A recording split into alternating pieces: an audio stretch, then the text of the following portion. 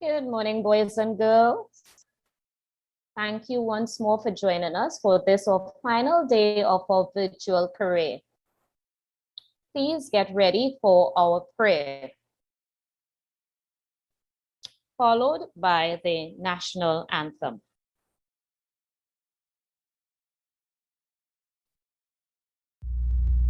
Let us pray.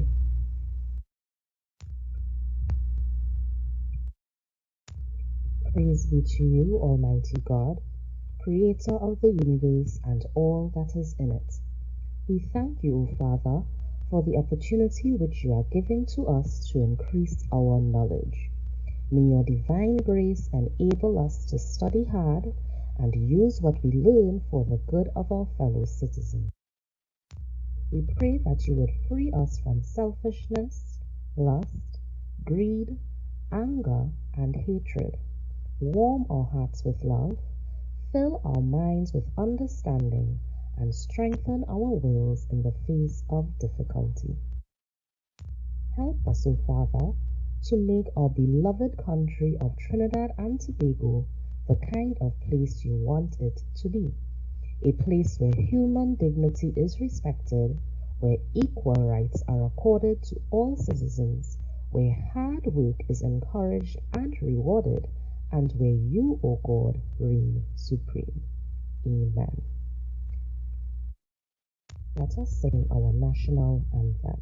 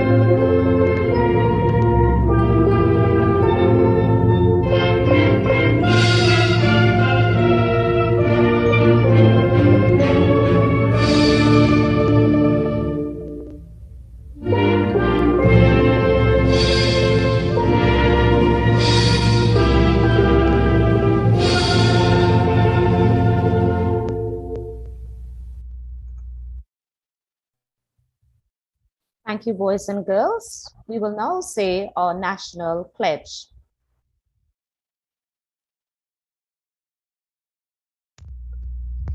Let us say our national pledge. I solemnly pledge to dedicate my life to the service of my God and my country. I will honor my parents, my teachers, my leaders, and my elders, and those in authority. I will be clean and honest in all my thoughts, my words, and my deeds. I will strive in everything I do to work together with my fellow men of every creed and race for the greater happiness of all and the honor and glory of my country.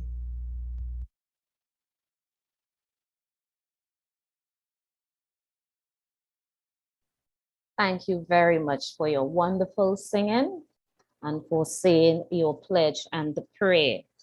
Today we get ready for another exciting day, and our first presenter is already here.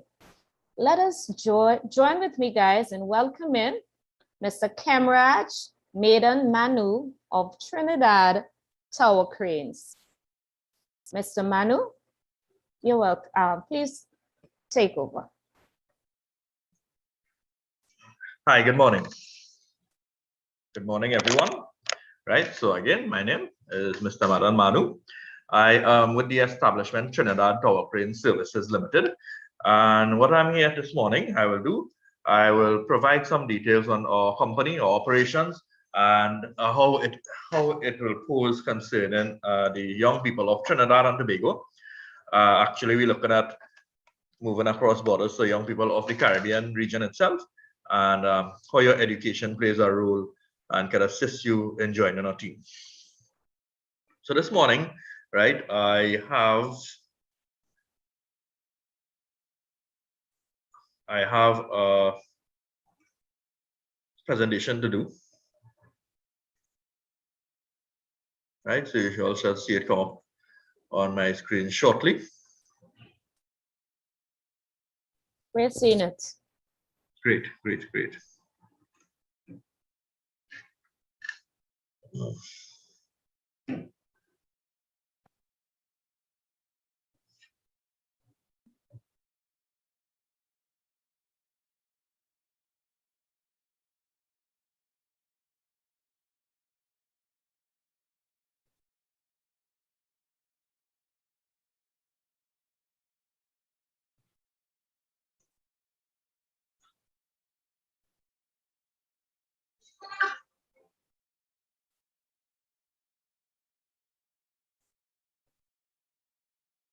All right.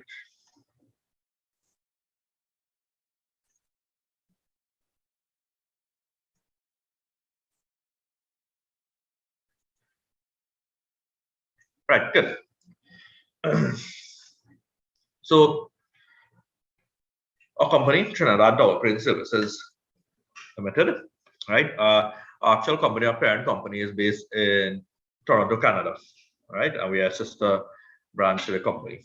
All right. So this morning we offer a range of products and services, in construction, the oil and gas, mining, and so on and so forth. Right. What we're going to focus on this morning is the training institute, the Institute of Heavy Equipment Training. Right. So I will mention this morning a couple of things on the parent company. I'll also speak about our company, our institute, the services, and some of the assets of which we have in terms of accreditation, funding, and so on. And of course, I'll be able to facilitate any questions you have. So before I get into Trinidad Tower Cranes, let me just do a brief overview of our parent company, Caribbean Tower Cranes Limited. Right, so the parent company has been in operational since 2002, headed by our director, Mr. Sami Wawulal, and they cover the markets of North America, South America, the Caribbean, and so on and so forth. Of course, we house a lot of remarkable experience and qualifications and so on. Now, the thing about this company, and the reason I'm giving the background of the company, right, be it a Canadian company, is that our president, Mr. Babulal, is actually a Caribbean person, is actually a Trinbagonian by birth. And he actually lived in Trinidad for most of his young adult life before he migrated.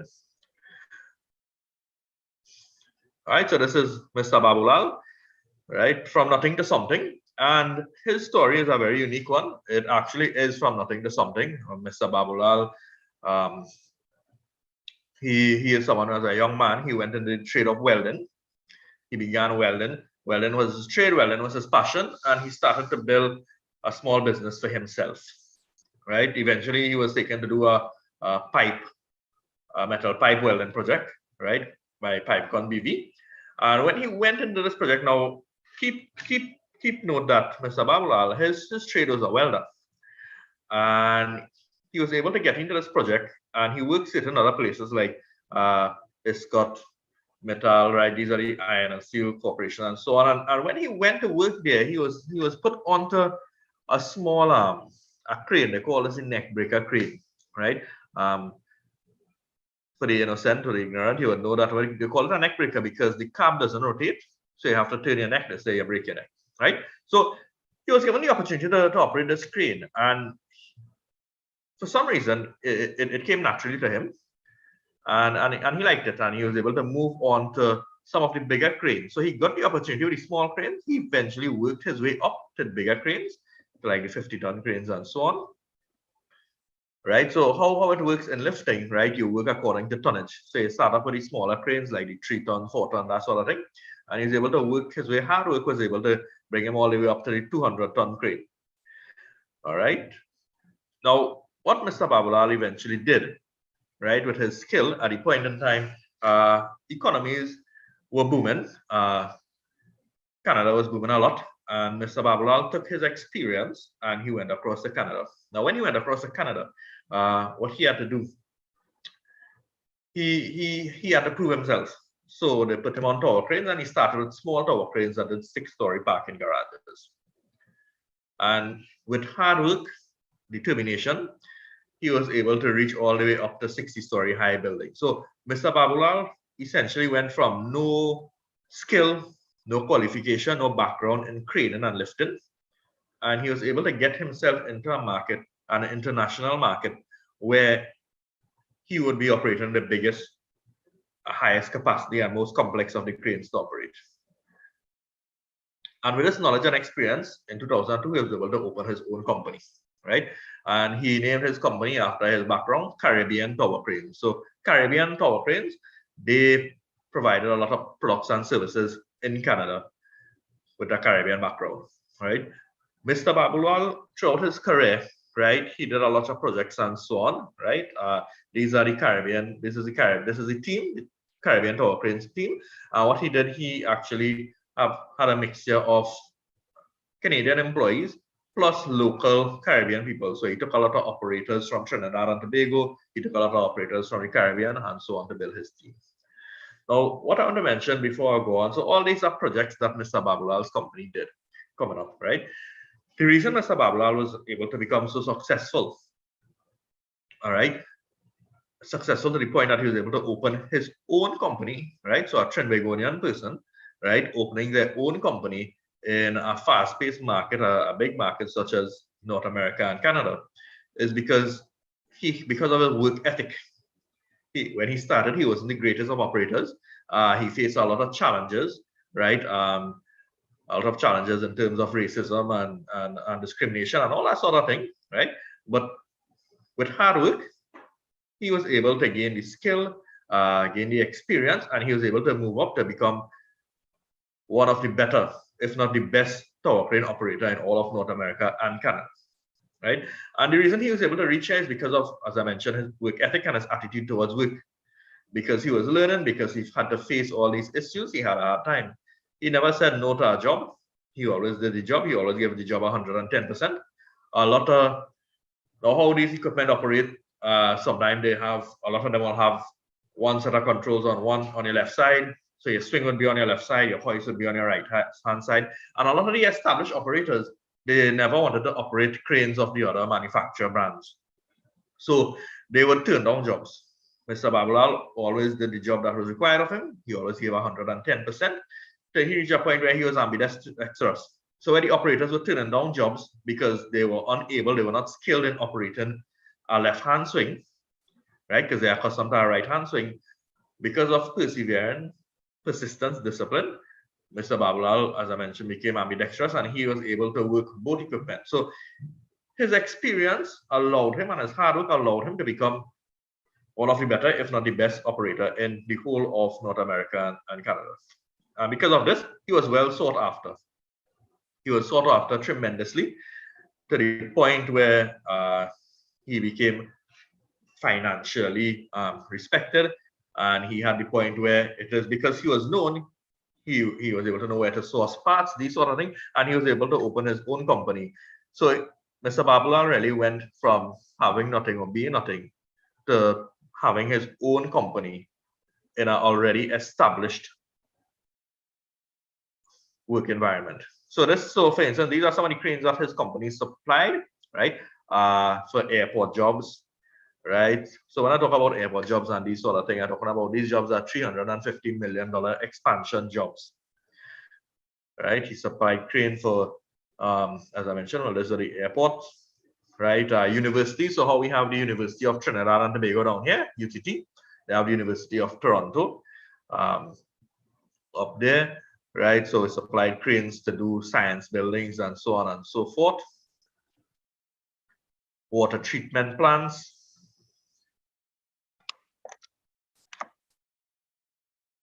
Hospitals. So on and so forth. Now, apart from just supplying cranes, a lot of Mr. Babulal's job were technology driven or oriented, right? So I don't know if you all will see, look at the tower crane in the picture there, right? So the tower crane is the one with the jib horizontal. So to the bottom, there's a mobile crane with the boom at an angle, and that boom is installing the jib on the tower crane. Now these cranes, if you look at the bottom of the tower crane, the base, you'll see a blue base. So the towers, the structure going up is white, and then to the bottom of it is blue. And what this blue section does, this tower crane was not designed or manufactured to stand this tall. So we had to have a lot of engineering and technology into having the manufacturer work with us to have the base developed to provide the extra height and so on. So again, a lot of the technology, the projects are technology driven, right? Malls and so on. So Mr. Babulal was able to supply a lot of cranes throughout Toronto and North America.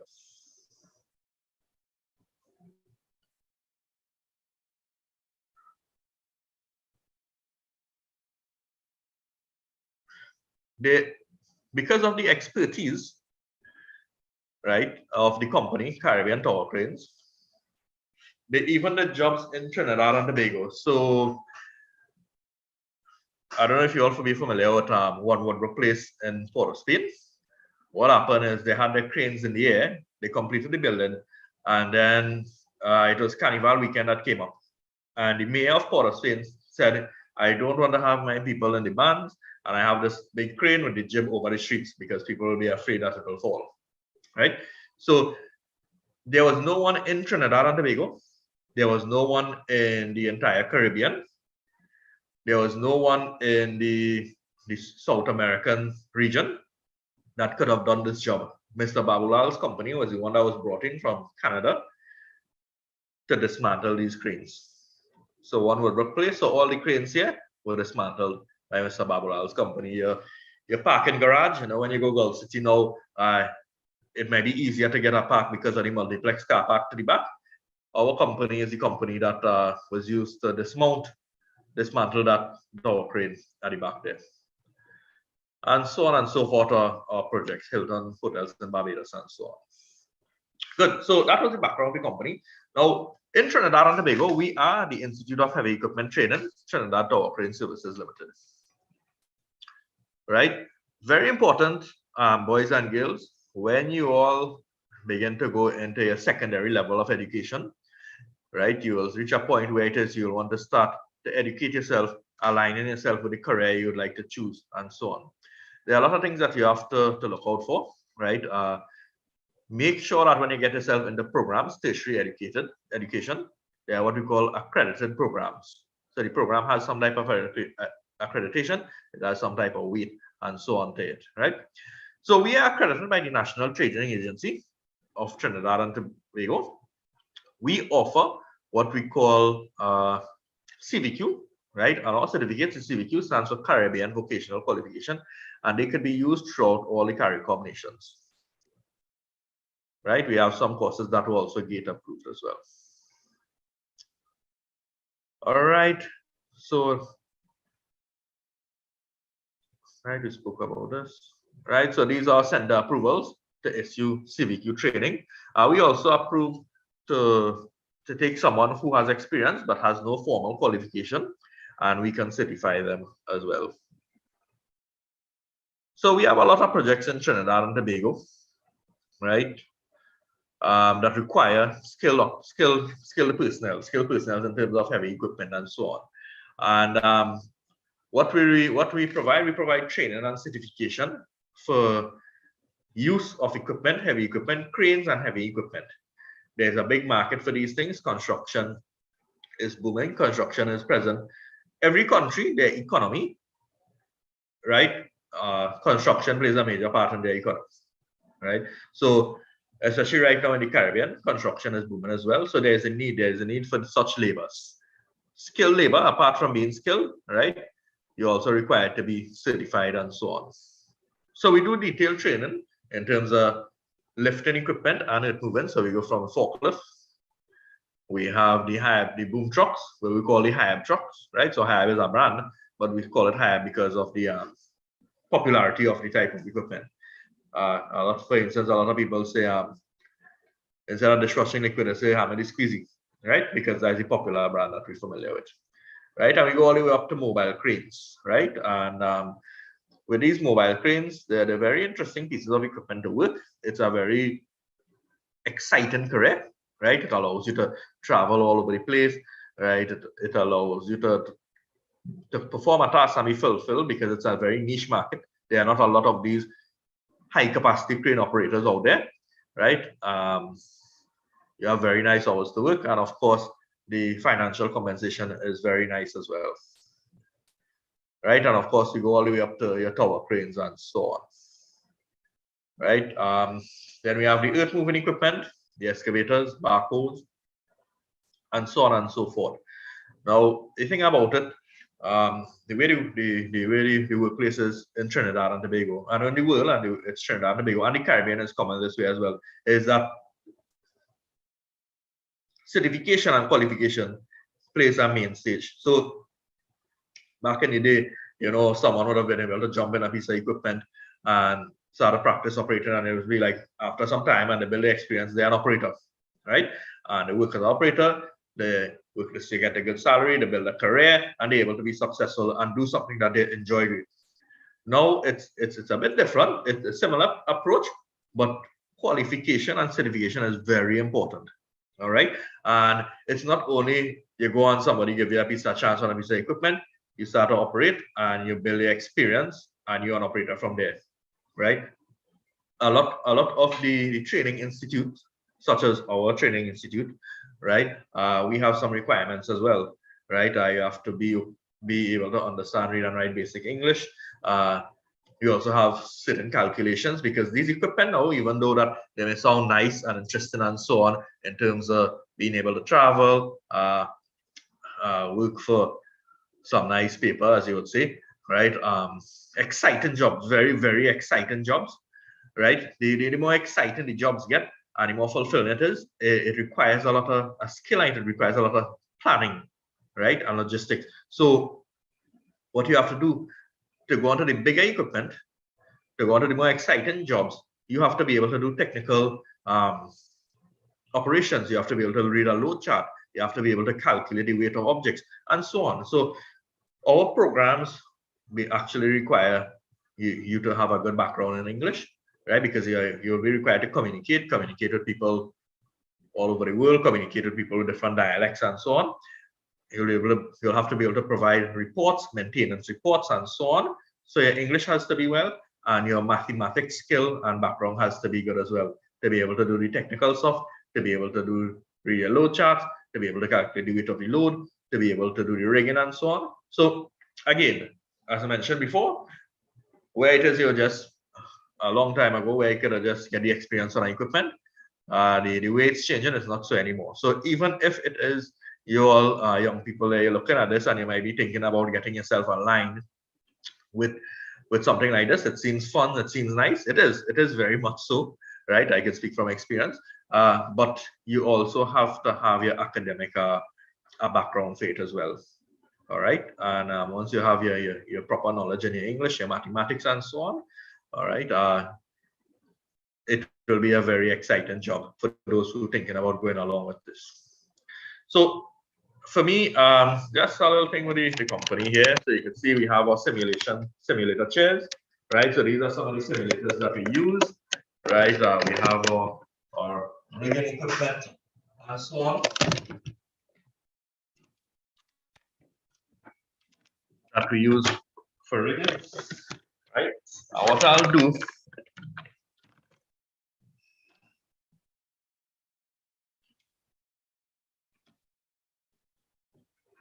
right? So just to show you a part of our facility, right? So we have our simulator chairs, we have our rigging equipment, and so on, just to give you a view of our facility. So this is one of our classes where we talk about treatment.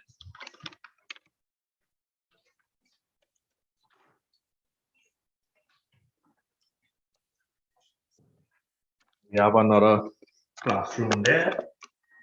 All right, this is our office area. This is our president, Mr. Babulal. So Mr. Babulal will say hello. Good morning. Good morning, and how are you? Good to see you, Mr. Babulal. Thank you for joining us. Good morning, how are you?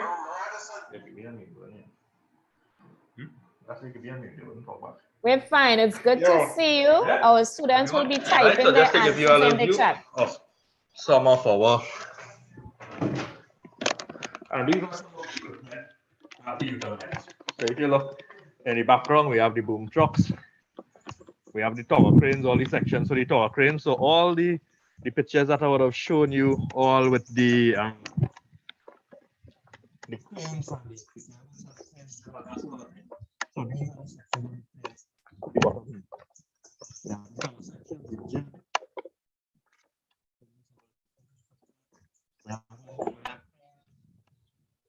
We have so on and so forth.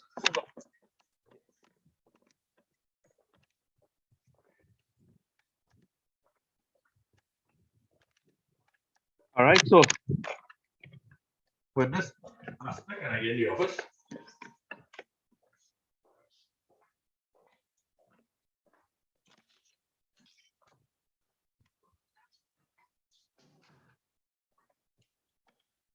So with this shown to you all, I have completed my presentation on our company, Trinidad Tower Crane Services Limited, and I'll go back to the moderator. I don't know if there's any questions or anything that is there for me this morning. Thank you, sir. Yes, we have some questions coming in. So the first question, students are asking, do women operate cranes? Because crane operators, they are non-traditional career in that it's dominated by men. So they want to find out, do women operate cranes? Yes. We actually have had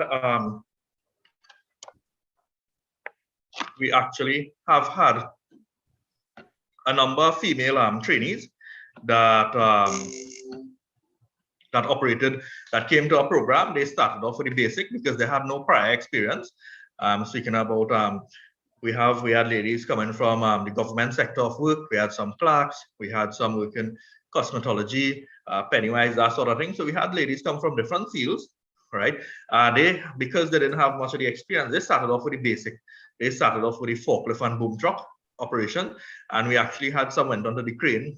And what we do annually, we have this thing called the heavy equipment rodeo. And what it is basically is we have something here. We have the equipment and we have the trainees as well as the general public are invited to come and participate and show off their skills and so on. And we actually have one of our female operators who was able to win the first place in our forklift operations.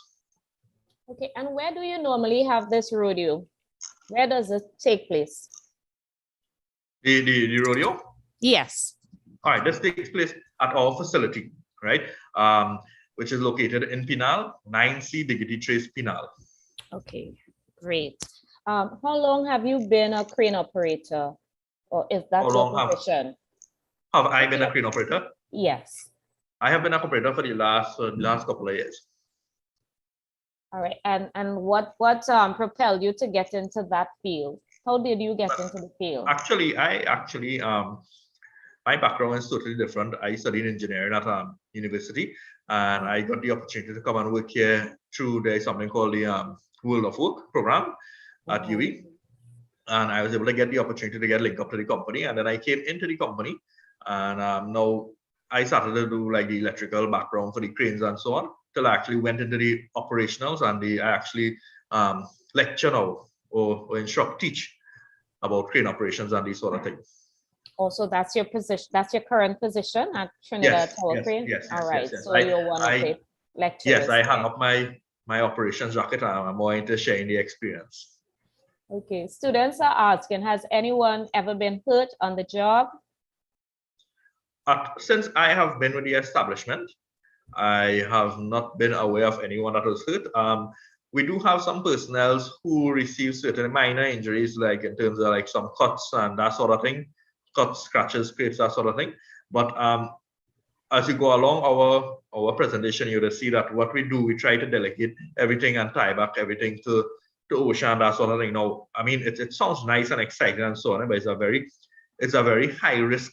It's also a very dangerous job. That is why the financial compensation is very high, because a high risk job. But the thing about it is that is why, again, training is so very important, because you have to be trained when it is you're doing these jobs. You can't just say, well, you know what, I like to climb, so I think I can go and climb that crane. No, you have to be trained, you have to be certified, and you have to follow. Sometimes it might seem as close common sense, but there are a lot of safe practices at play that you have to follow the procedures and so on. So in terms of major accidents and fatalities, not that there were not any since I have been with this establishment, nor are there any that I am aware of.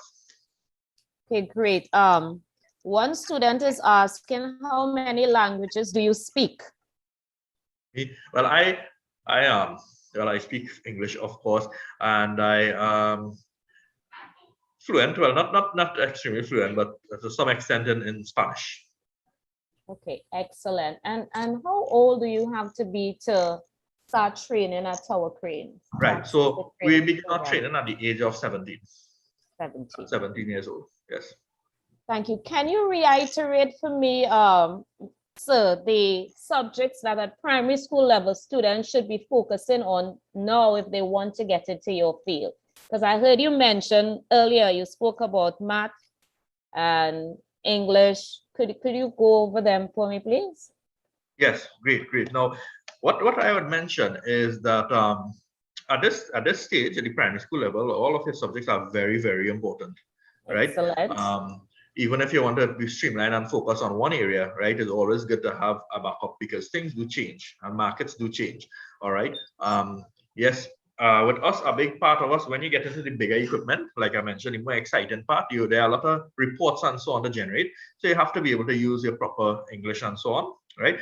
You will not only be communicating with persons in Trinidad and Tobago, you'll be communicating with persons, a lot of persons, especially in the Western world, the United States and Canada and that sort of thing, right?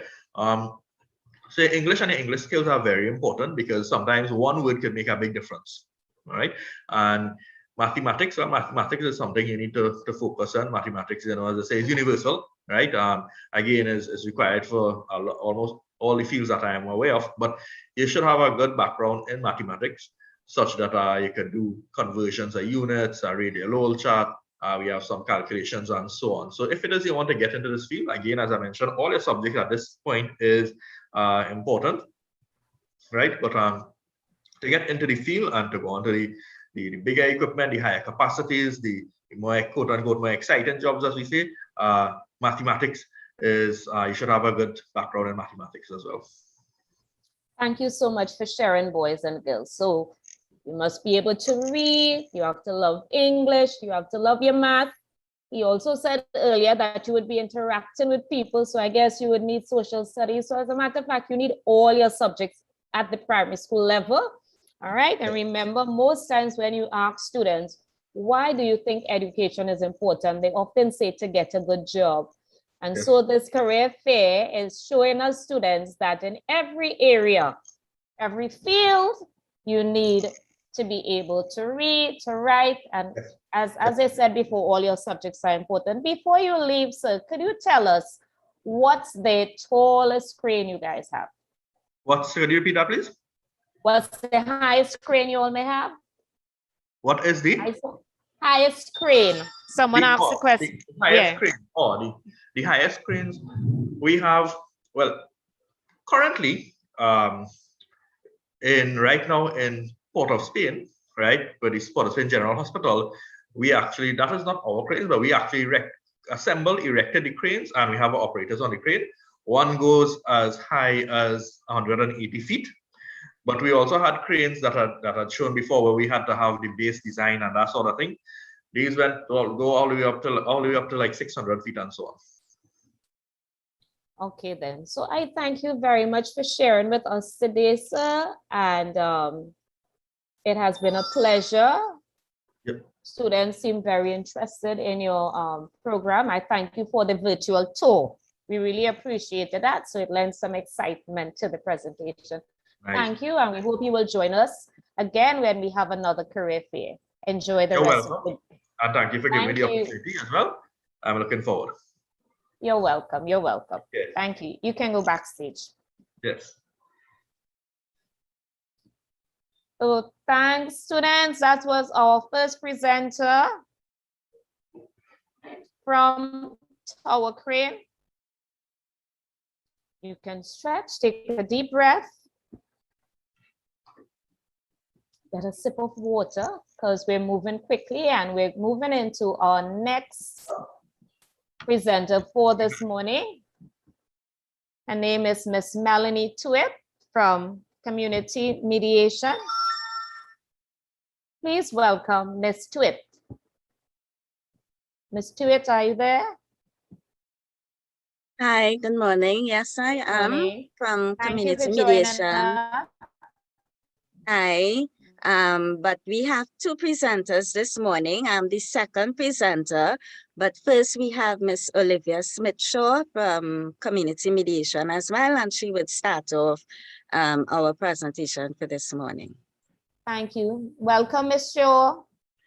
Thank you, Melanie. Thank you, Ms. Neves. And good morning to everyone, to the students. And as would have been shared, we are from the Community Mediation Services Community Mediation Program. So your program today is choosing paths. Where do you fit in, right? And we are dealing with conflict and mediation. So mediation is our main service. So let's get straight into it.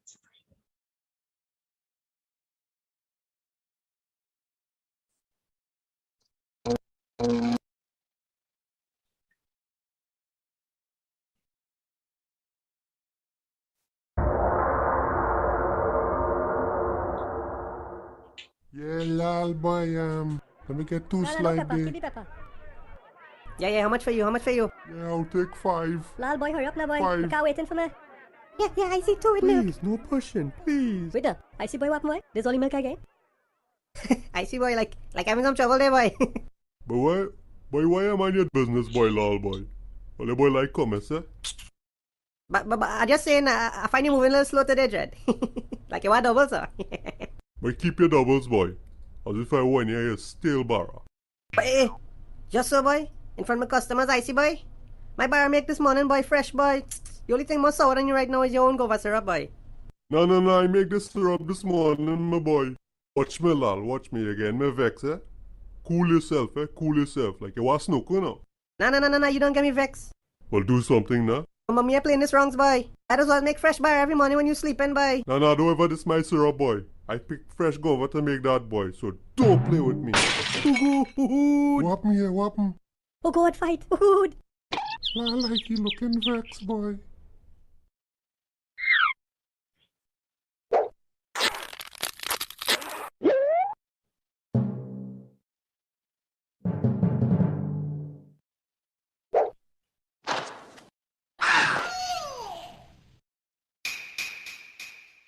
Oh!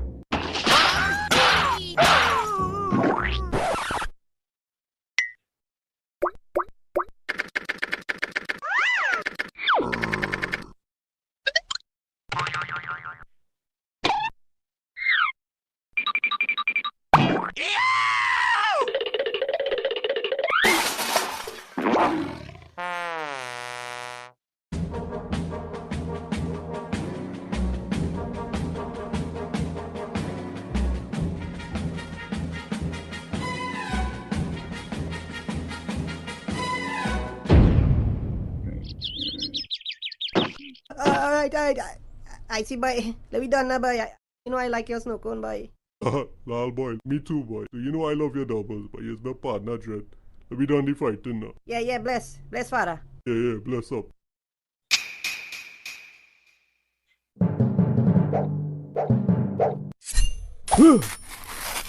I hear somebody saying that my coconut them rotten.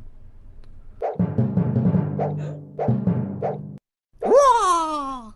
Who's saying what? About me corn soup? Somebody go get chopped today, boy.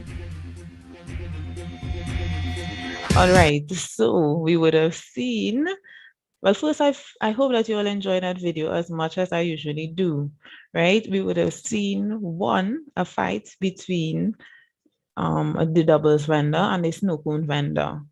They would have lost a lot of things in the fight, and eventually they both decided, hey, let's resolve this. You know, we both can live, work, and eat together, right? And then we also saw that a new fight or new conflict was on the horizon, right? With the coconut vendor and corn soup. So what is conflict? So conflict is a disagreement between two or more people or groups of people, right? So we would have seen, as you can see in the picture, it can be siblings, it can be neighbors, it can be anyone, or in groups, it can be in a classroom setting, it can be in a workplace setting, right? Conflict is a natural part of our lives. So everyone experiences conflict at some point in time. So you may have a sibling or your cousins or your extended family. At some point in time, you would have had some sort of conflict with some person, right? And it may have been resolved or unresolved, but it would have existed. So you can think about a conflict that would have happened in your life thus far. So did you know that conflict can be both positive and negative?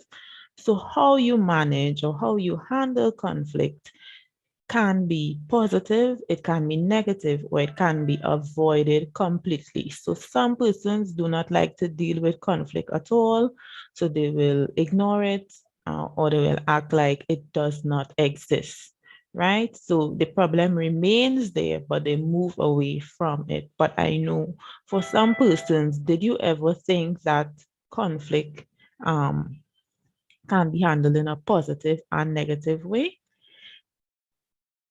So what is mediation? So this is what we're here to learn a bit more about today. And I know for a lot of you, this may be a new word and a new term.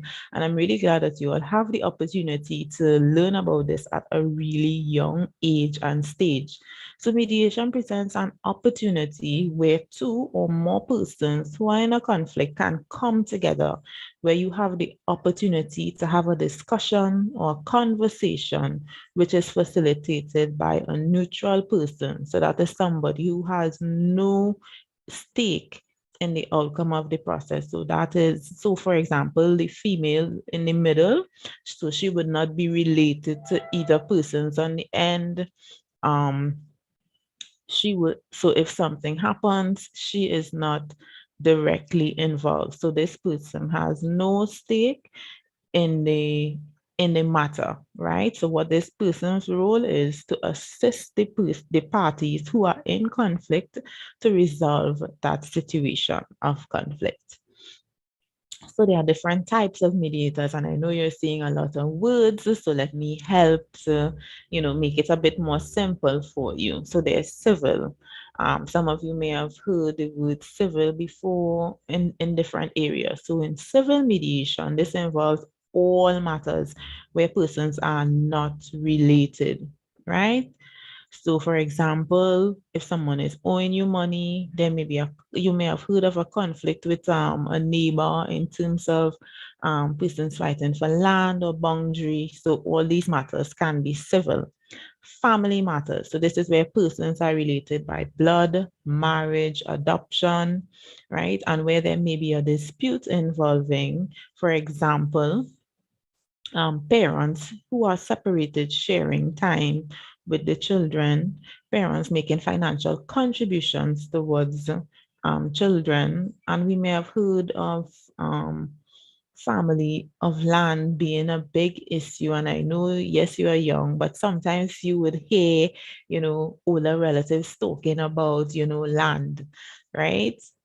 And this one may be most exciting and interesting to you, and you'd get more information on this later on.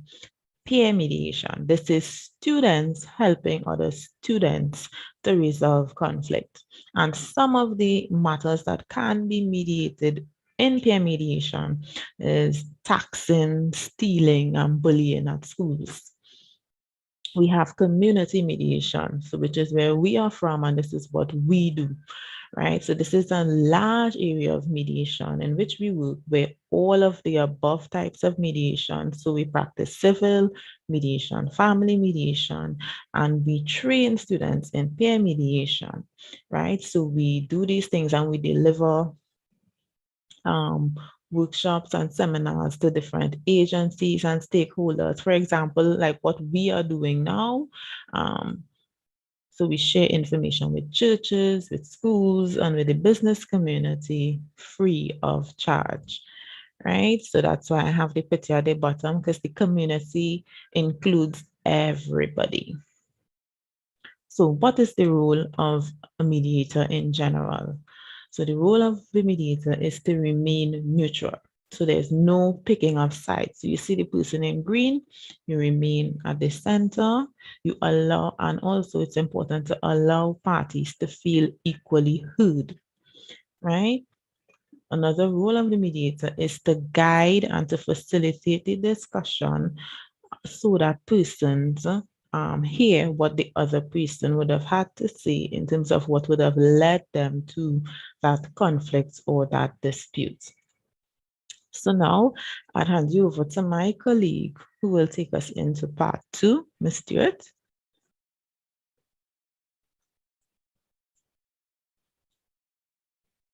All right, everyone. I'm going to share my screen now so that we will continue with this exciting discussion about mediation and the career of being a mediator.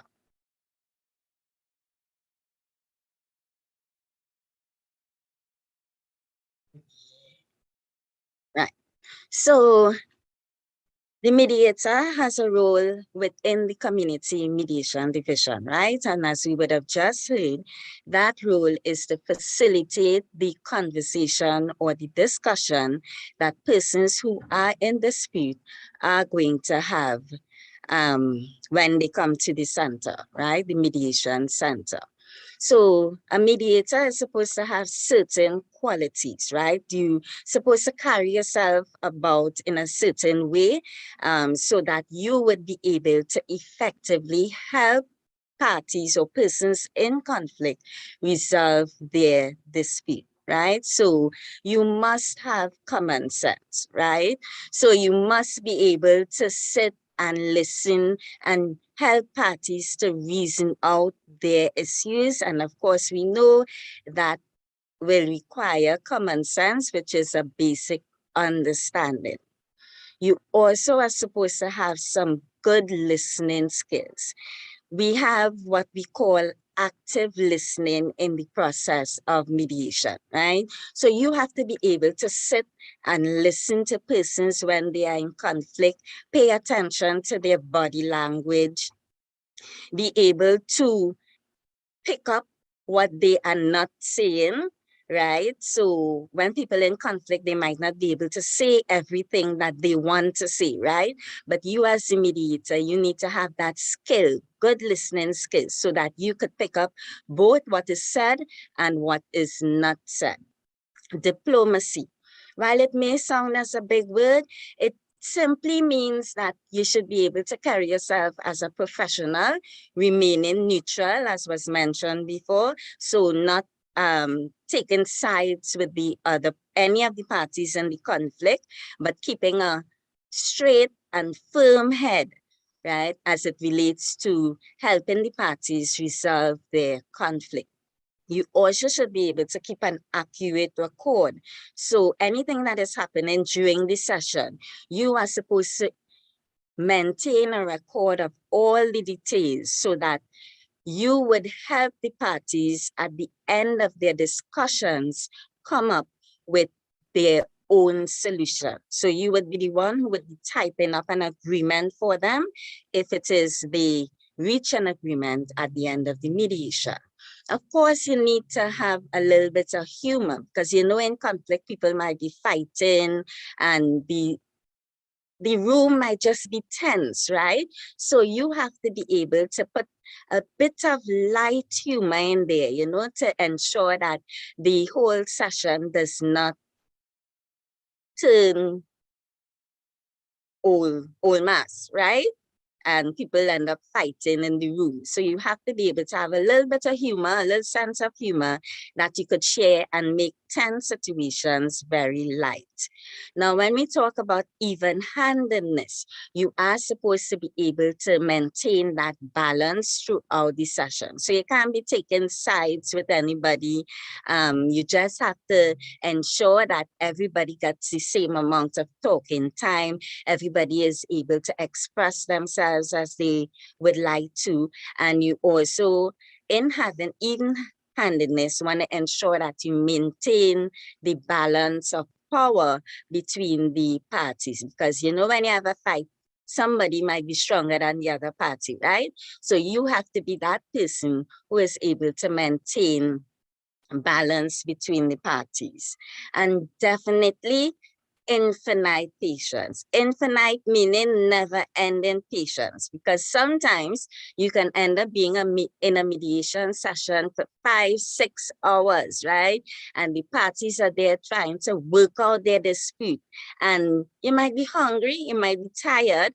However, you have to be able to be patient and allow that process to go through so that the parties are able to resolve their issues. And as far as the qualities of a mediator go, you also need to have your feet on the ground. So you have to know yourself for who you are, and you also have to be able to maintain that professional outlook throughout the entire process, right? So even though you might feel like, you know what, I want to tell these people what to do. You can't do that because your feet have to be set firmly on the ground and allow the parties to go through the mediation process for themselves and resolve their issues. So in order to become a mediator in Trinidad and Tobago, there are certain qualifications or training that you need to acquire. Right? So firstly, you can pursue any course of study that you want to in life. So if it is you want to study social work, you can study social work. If it is you want to study engineering, you can study engineering. If it is you want to study psychology, you can study psychology, right? If it is you want to be a nurse, right? You can study nursing, right? The degree is not really important, or the course of study is not really important in becoming a certified mediator. What is really important is that you are supposed to complete 40 hours of any mediation training program approved by the Mediation Board of Trinidad and Tobago. So the Mediation Board of Trinidad and Tobago, which is under the Judiciary of Trinidad and Tobago, is responsible for certifying mediators to practice in Trinidad and Tobago. But in order for you to apply to become a mediator, you first must complete 40 hours of any mediation training, firstly in civil matters, and then once you have completed that training, completed those 40 hours of basic mediation training, then you can submit an application to the Mediation Board of Trinidad and Tobago to be able to practice legally as a mediator, right? So firstly, you must apply to be a civil mediator. And from there, you can go ahead and get additional training in other types of mediation, right? So if it is sport mediation, family mediation, etc., you can pursue advanced training, but you must complete 40 hours of mediation training, then apply to the Mediation Board of Trinidad and Tobago to be able to practice and become a certified mediator in Trinidad and Tobago. Okay? So the role of a mediator at Community Mediation Services Division. So daily, we would conduct mediation at the various mediation centers in Trinidad. Now, Tobago has their separate mediation program, which falls under the Tobago House of Assembly. But in Trinidad, we operate under the Ministry of Sport and Community Development. And we have about 9 mediation centers throughout the country, right? So prior to the pandemic, we used to go to various centers. So we have centers in Point Fortin, in Tunapuna, in Port of Spain, in Arima, in Cunupia, in Hoover. We used to go to all these different centers to conduct mediation with our clients, right?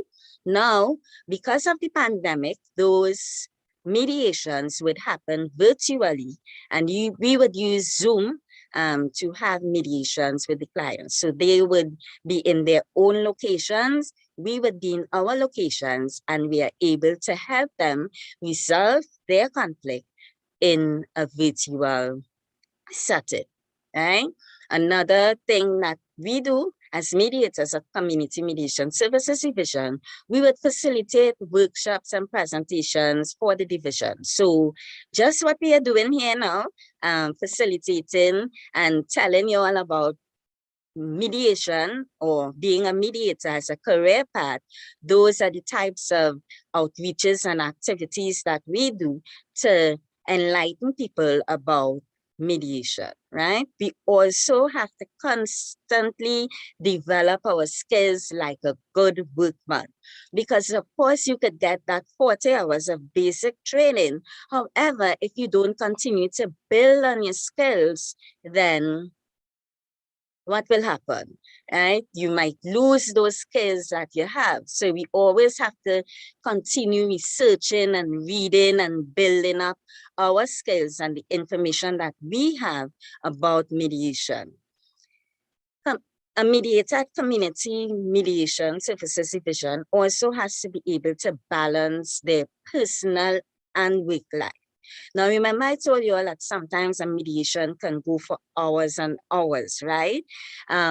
We as mediators, we have to be able to balance our personal life and our work life, because when you are hearing people and the amount of conflict they are in and the types of situations that they are living with, sometimes that can become very stressful for you, right?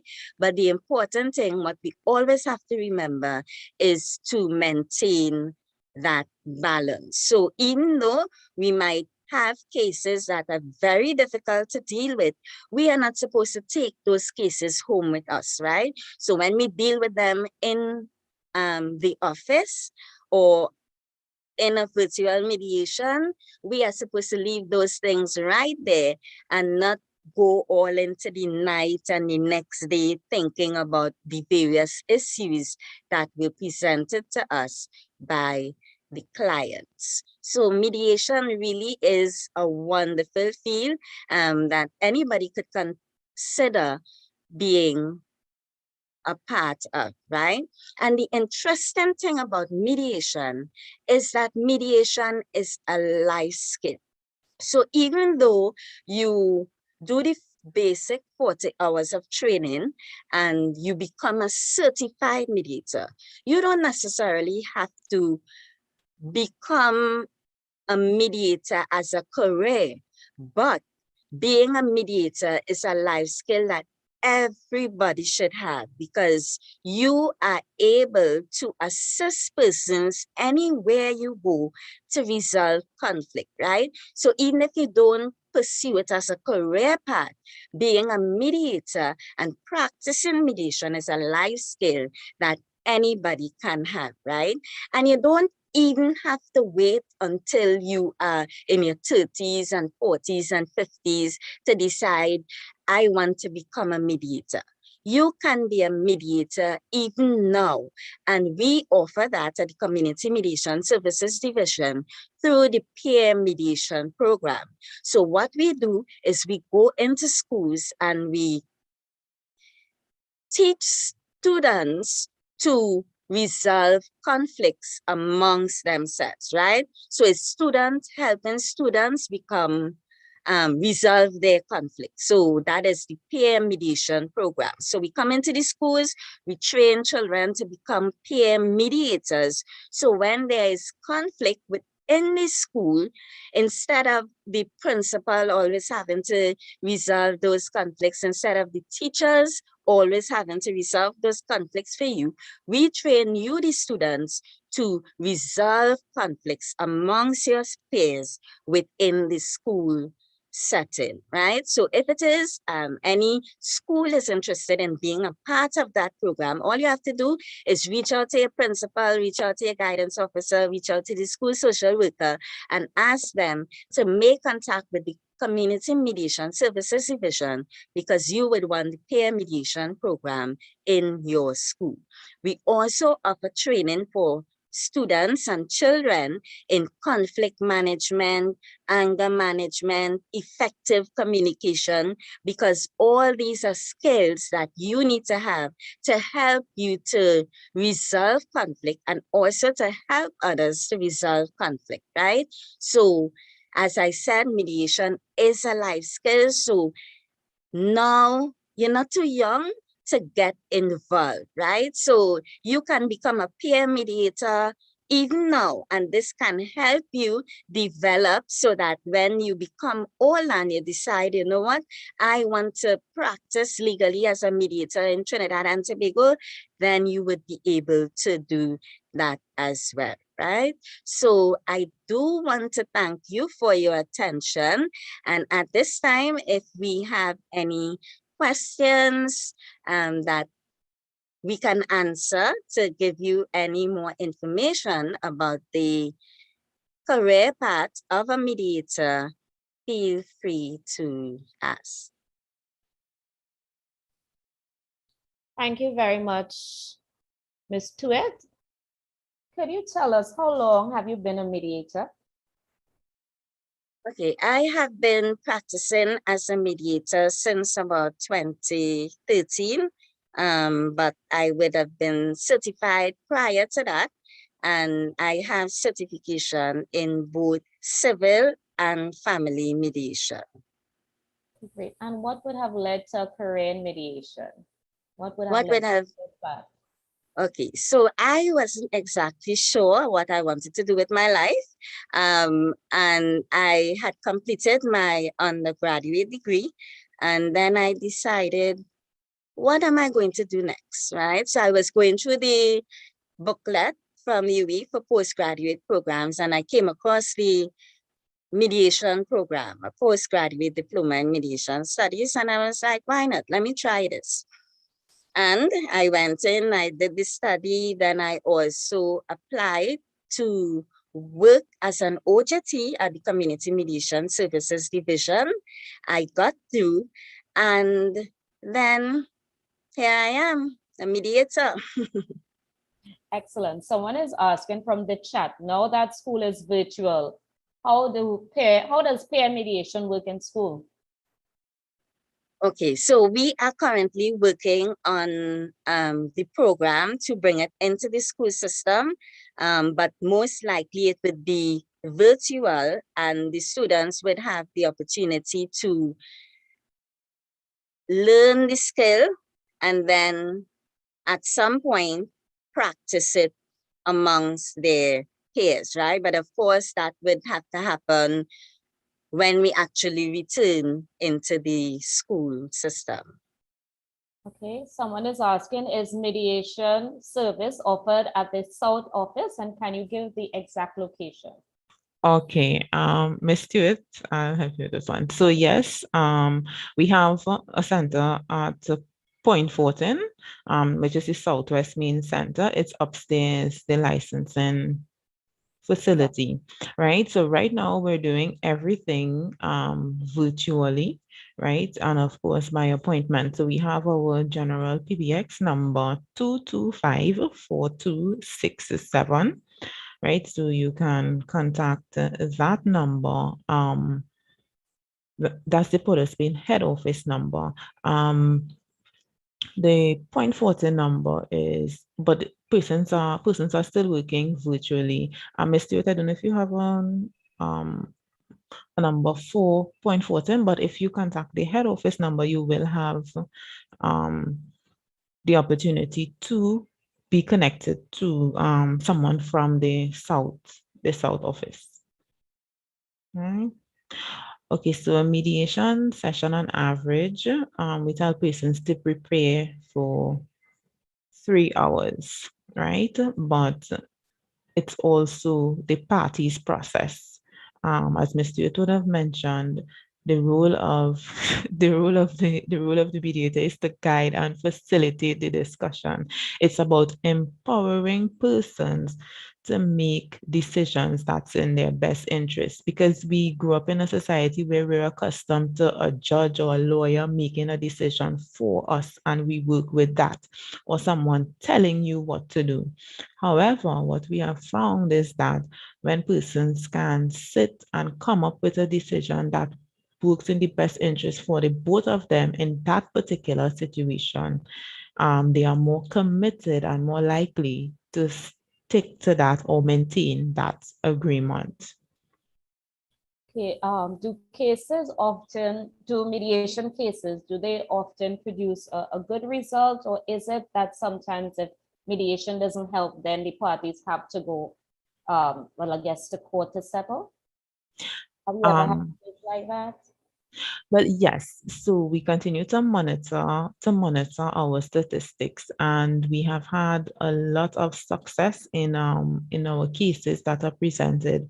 And as I would have mentioned, it's the parties process. They have to be willing, they have to be open. Now, sometimes they would come and they're very closed to having this discussion. Sometimes they may think that they have to, right? But even during, like when the conversation starts, persons begin to warm up, right? And then they get a different perspective and they realize that, this can work better than having someone, make a decision where one person wins and another loses, right? So even with our statistics, it has produced that a majority of our cases, we do reach an agreement. So we have full agreement or we have partial agreement. So there may be issues that may remain unresolved that persons may return to court.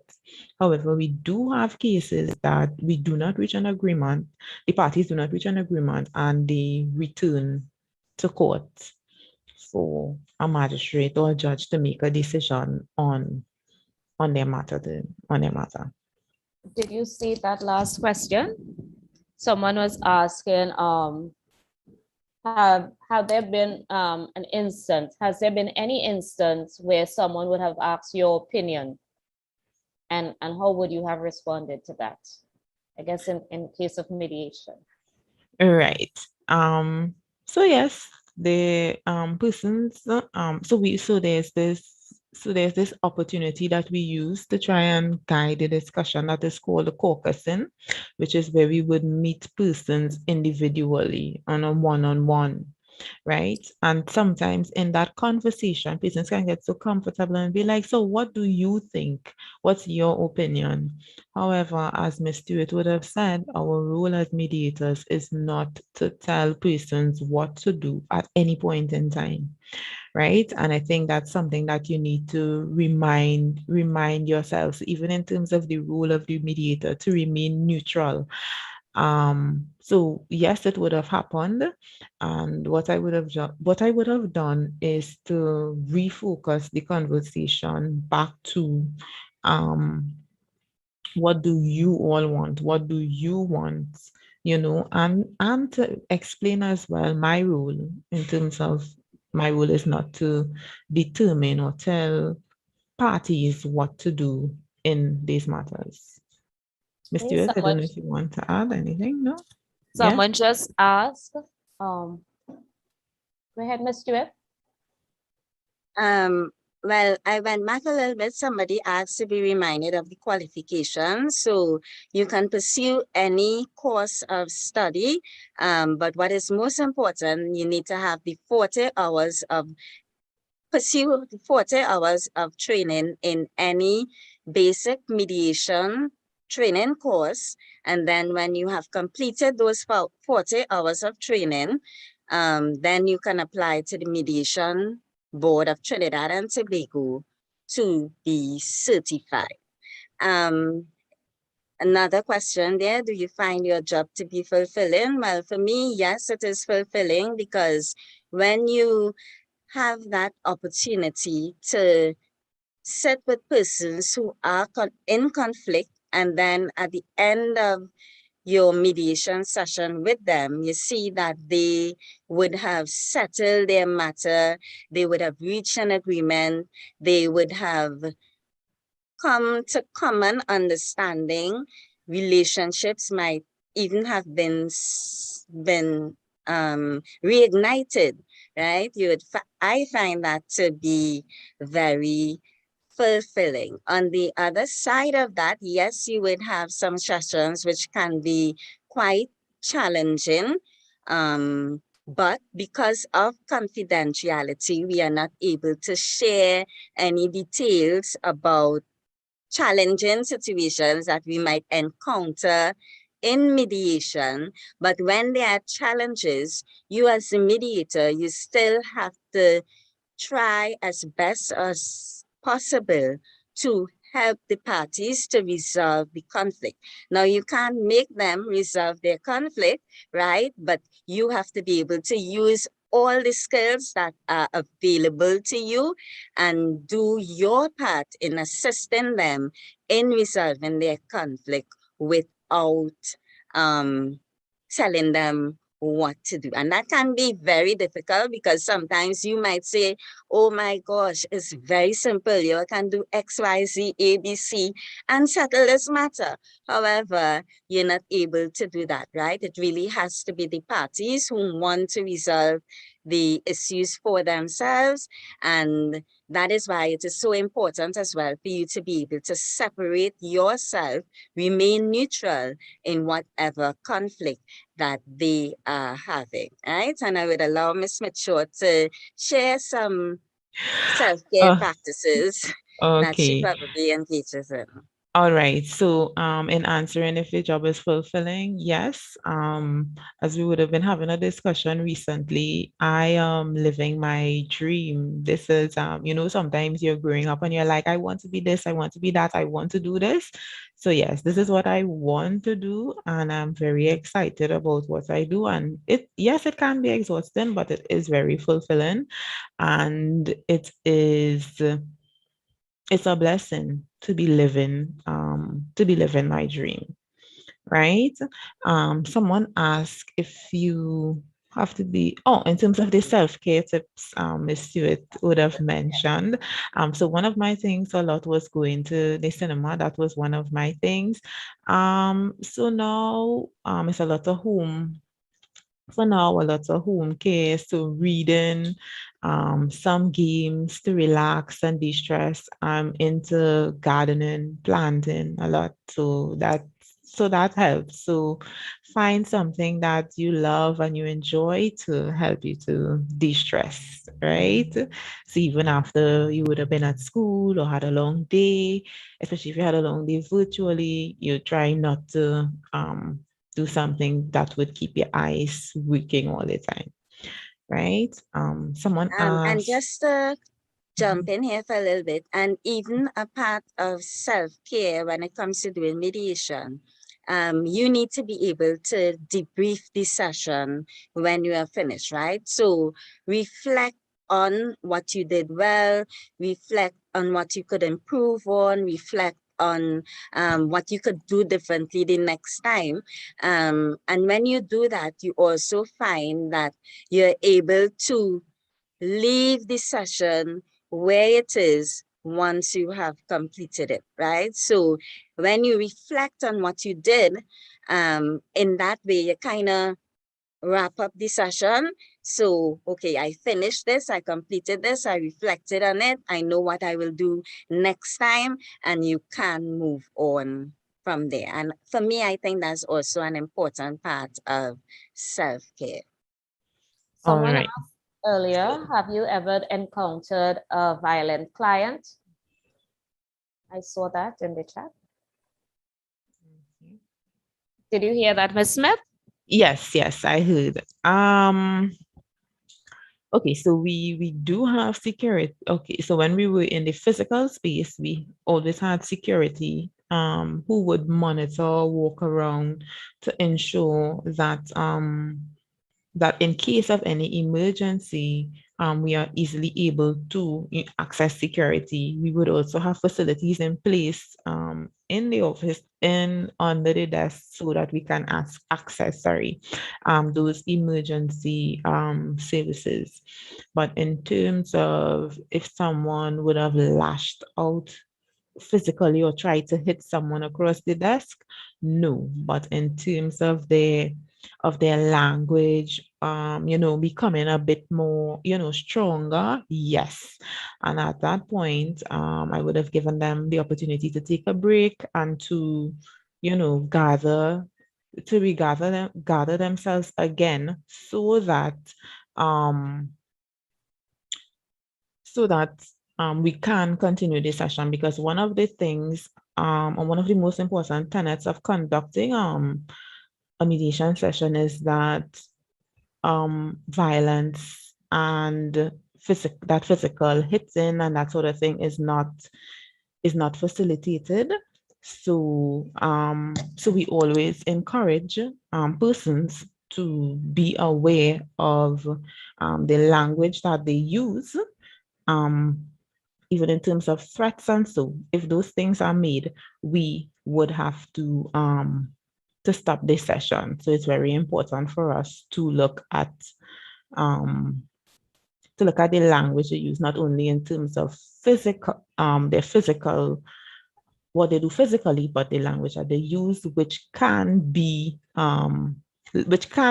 up to something physical, right? But at the physical centers, we do have security in place in case there is any incident like that will occur. Ms. Stewart?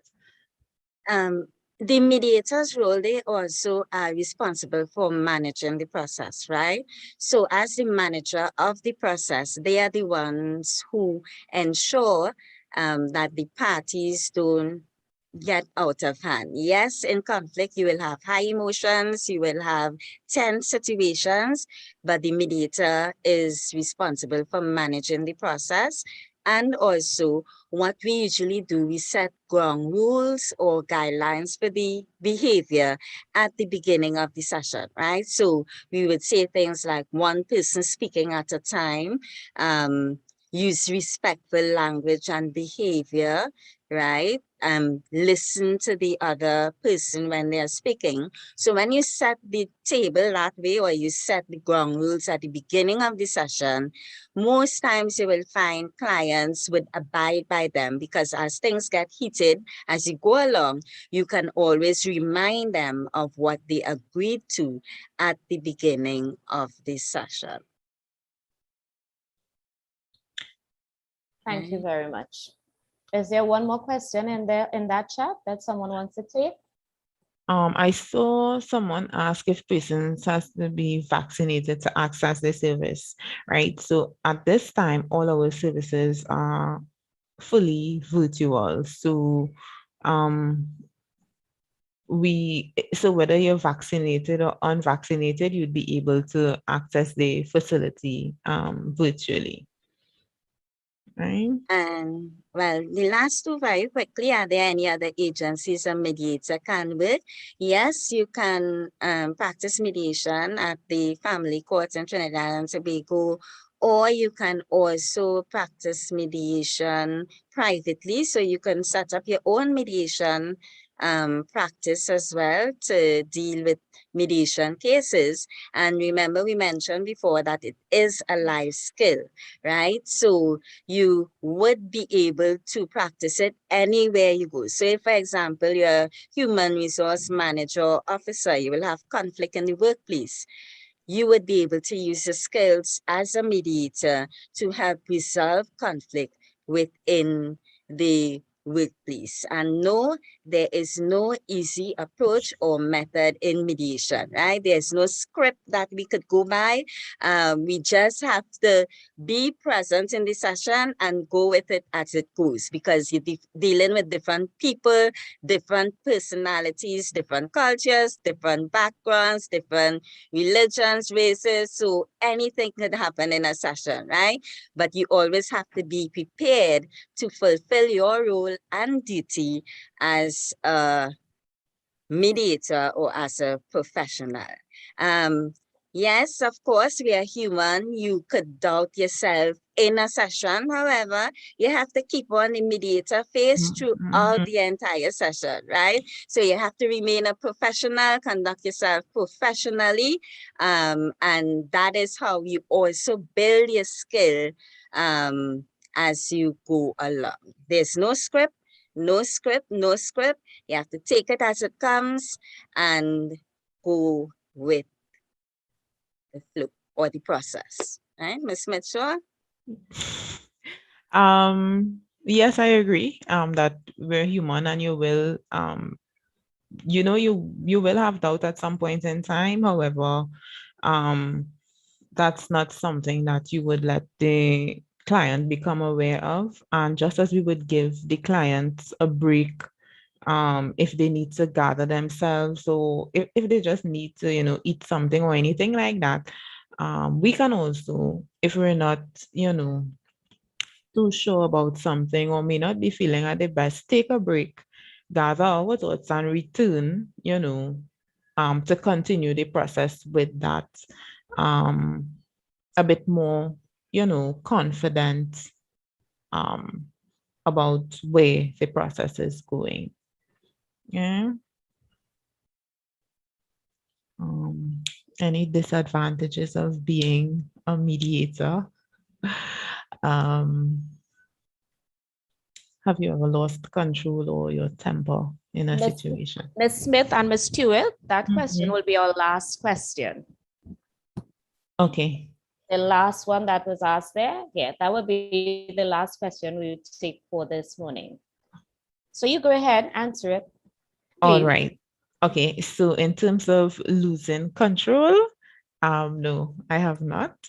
The same method that I would have spoken to in terms of taking a break, that is what I would use. So step away from the situation. If it's if the clients are a bit too, that would allow me to be, like lose control or my role in the process. And I think that's something that you really don't want to do, because then it can drop the client's confidence in the process, right? So I'd rather, and I would have, step away from or taken a break and return to the process, because the mediator's role is to be so as a neutral, so it's to be that, I guess, gentle, calm, but it's that calm. So if the person who is supposed to bring that calm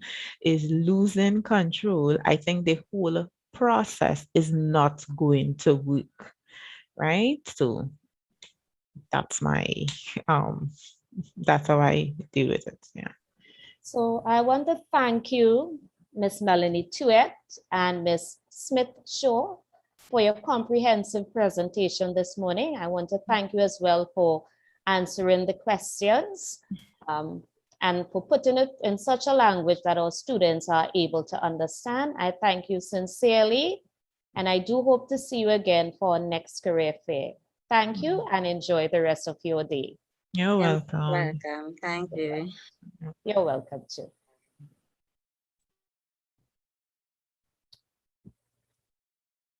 Good morning again, students. We are moving along quickly. Our next presenter is here, and her name is Miss Ornella Augustine Cummins from the Artist Studio. So we welcome Miss Cummins to our program. Miss Cummins, floor is Hello, yours. good morning. Good Morning. morning, everyone. I take it you're having a lovely day, and I thank you for being present here today. My name is Miss Onala Augustine Cummings, and I am the owner of Lati Studio. I am a visual artist, right? I have been doing visual arts for the last 9 years, and it has been a very beautiful experience getting to know other artists in Trinidad and Tobago and also around different parts of the globe, right? So how did I begin becoming an artist? So as in secondary school, you have a number of subjects that you get to choose from, right? So throughout the years that I've done in secondary school, I was able to pick visual arts for one of my subjects. And that is what I did for CXC. After that, I transitioned to doing a short course that the University of the West Indies offered, right? It was in that course that I realized that this was something that I enjoyed doing and that I would like to further. So I decided to find out whatever information I could about how do I go about doing that. So what that took is UE offers a certificate program, and that is where I entered into, right? It was a very lovely experience. There's a lot to learn as a visual artist, and these are the things that I enjoy, and I do work on this full-time. That's my full-time job. I'm a freelance artist. So what would you say a freelance artist is that I work for myself and I take work for myself. So I do commissions for persons. And what I mean by commissions is that people require a drawing or a painting from me, and I work on that specifically for that person alone, right? So that is what you would call a commission, right? So that is what I do for majority of the time. I have done work both locally and internationally. So, when you would ask, okay, so then after the short course, what did you do? So I went to the certificate program and I completed that. As well as I then, after completion, we would have had an exhibition. So as an artist, exhibitions are something that you always want to get into to be able to display your art in different spaces and different areas.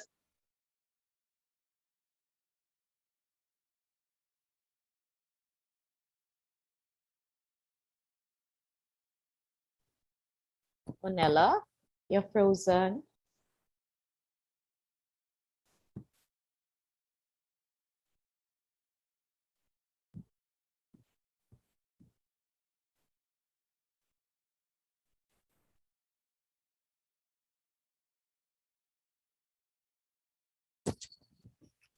Miss Augustine.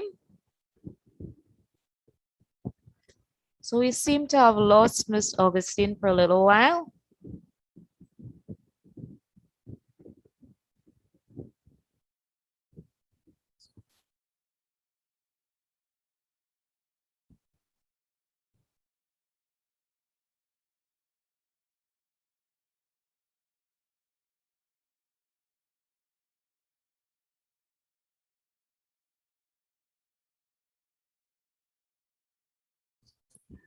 So let's play a little game until we get her back.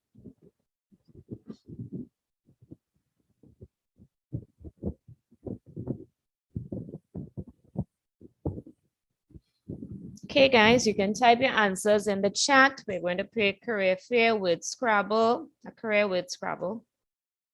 First word on the board, on the screen, sorry. Oh, Miss Augustine is back. Let's go.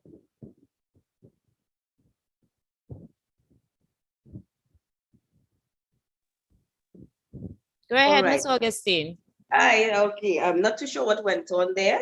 You were frozen for a bit. Oh, okay. The network stopped. I'm not too sure why. Right. So yes. So I did my degree in visual arts. So I do have my Bachelor of Arts in Visual Arts, a specialization in fine arts, right? So what does that mean is in visual arts, there are many, many, many different directions that you can go, right? So in our program, we had fine art and we had design, right? Design just simply means where you would get your graphic designs, things like that, right? And these are ways that you can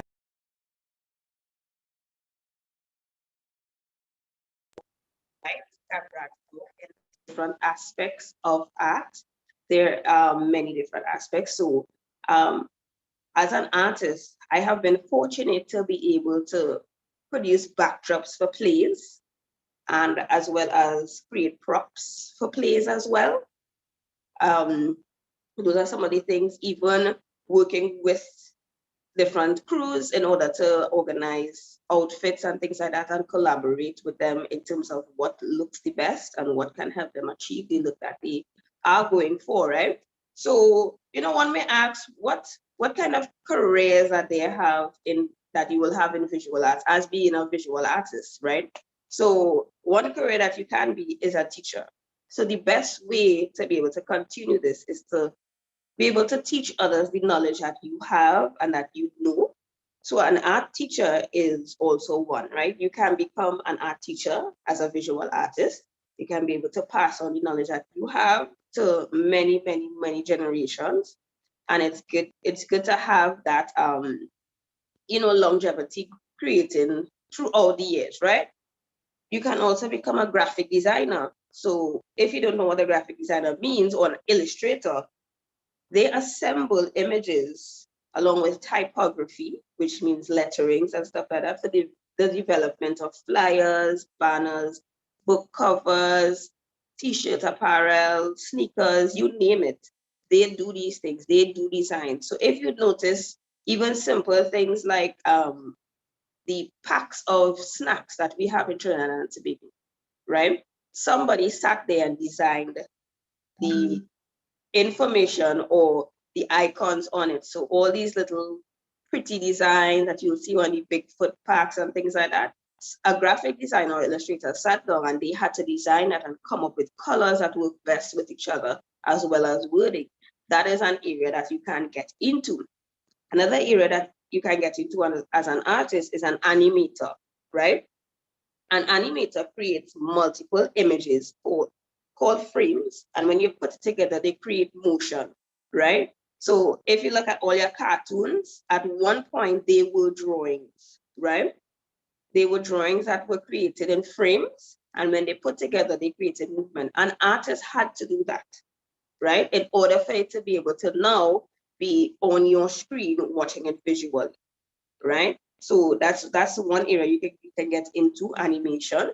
Animation is also a big part of Disney, and all those shows that you look at, they are animators, they are artists working in the background, putting all these visuals together and these drawings to indicate, okay, what a character is supposed to look like, if they're supposed to be big or small, short or tall. This is what an artist has to do, right? You can also become a set designer. So a set designer is what I explained just now. You can be able to put together a scene for a movie or a play, right? You design the space that sets the tone for whatever movie or show that they are working on. An artist has to be able to spot different things and different colors that work together. So you can be a set designer, right? You can be a curator.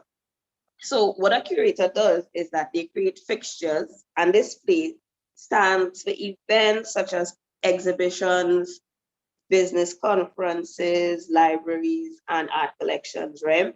So if you ever visited the museum, there is an art gallery within the museum as well. Someone has to be a curator, has to be able to be present to put these works of art together and put them where they are supposed to be, right? That is one thing. You can be a curator. They also work in business places as well. So if you look at in the bank, if you ever been to the bank with your parents or such like that, there are images put up in the bank behind the tellers around certain areas, if you ever noticed, and someone put that together. So a curator comes in and assesses the space and assesses what things look like and where things should be. And that is an awesome career that you can get into as well. There is also architecture. Now, one would think, how is architecture part of visual arts, right? But you have to be able to design the building, design what it looks like, the infrastructure, and what it's going to be. You have to draw, right? An architect does not just, okay, say this is how tall the building is going to be, and the builders just put it together. No, it has to be drawn out to specifics. Every room, every bathroom, every plug, every pipe that they have to draw out. You can become an architect, right? You can also become a cinematographer, right? So a cinematographer is responsible for crafting the color, the lighting, the framing of a shot. So your eye has to be on point. So your eye has to be so keen to the surroundings, to the characters and things like that to know, okay, what are we going to put in this area and that area, right? As well as an interior designer. So an interior designer is the person who creates spaces, right? They create spaces within houses, buildings, in business places, anywhere you can think of that there is a setup, that a living space or even a dining space. An interior designer can put that together. So that is also part of art, if you look at it that way.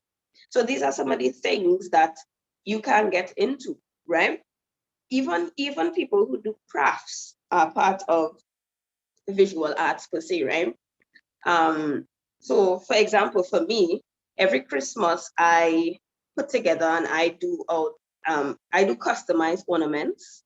I sold them online and things like that, and people love designs, people love artwork, and I can be able to show you something like what I create. So like I create like these little things. These are some of the custom ornaments, things like that. You put your name on it. Different designs that I have, I also do them on wooden items. So these are a lot of different areas that you can go into. You can also go into doing events, right? A lot of the teams that are put together for these public events, there is somebody creative on it that gives instructions of how this is supposed to look, how this is supposed to go, right? So, many people will ask, okay, where can I work as an artist? Where can I work, right? So as I said, you can work for yourself. That is one aspect. You can be a freelance artist. So you can work from home. You can work in a studio anywhere you feel comfortable, right? You can work in an art gallery. So you can put together all the pieces that look great together. You can work in museums. Government agencies also require visual artists or artists on the whole, because as I said, you can branch off into different areas such as graphic design, and they need graphic designers to create all these lovely banners you see, things on your soft drink bottle. These are all done by designers, right? You can be in marketing agencies. Social media marketing is one. That is a large following as well, so that you can get into social media marketing, putting together things, to put in images and crafting certain things a certain way. You can get into that. Fashion, you can get into fashion brands. So you can be designing the next Jordans or the next fancy cloak or t-shirts and things like that. You can become a fashion designer, right? You can look at architectural firms, photography studios, theaters, and production companies. So there are many various areas that you can get into, right? So even as I said, so for example, I've done an Easter program for children, and let me tell you, at any age you can be a visual artist. Once you learn and you're open to learning at any age. So I did this imagery here with some children as small as 7, and they were able to follow instructions, do it up, make it look nice. These are some of the things that I do, right? And at any age you can get into it and you can experience it, and it's very lovely.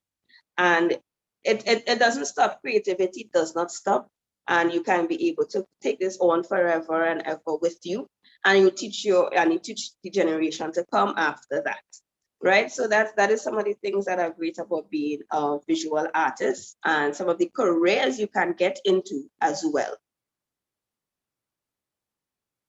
So if you have any questions, you can let me know.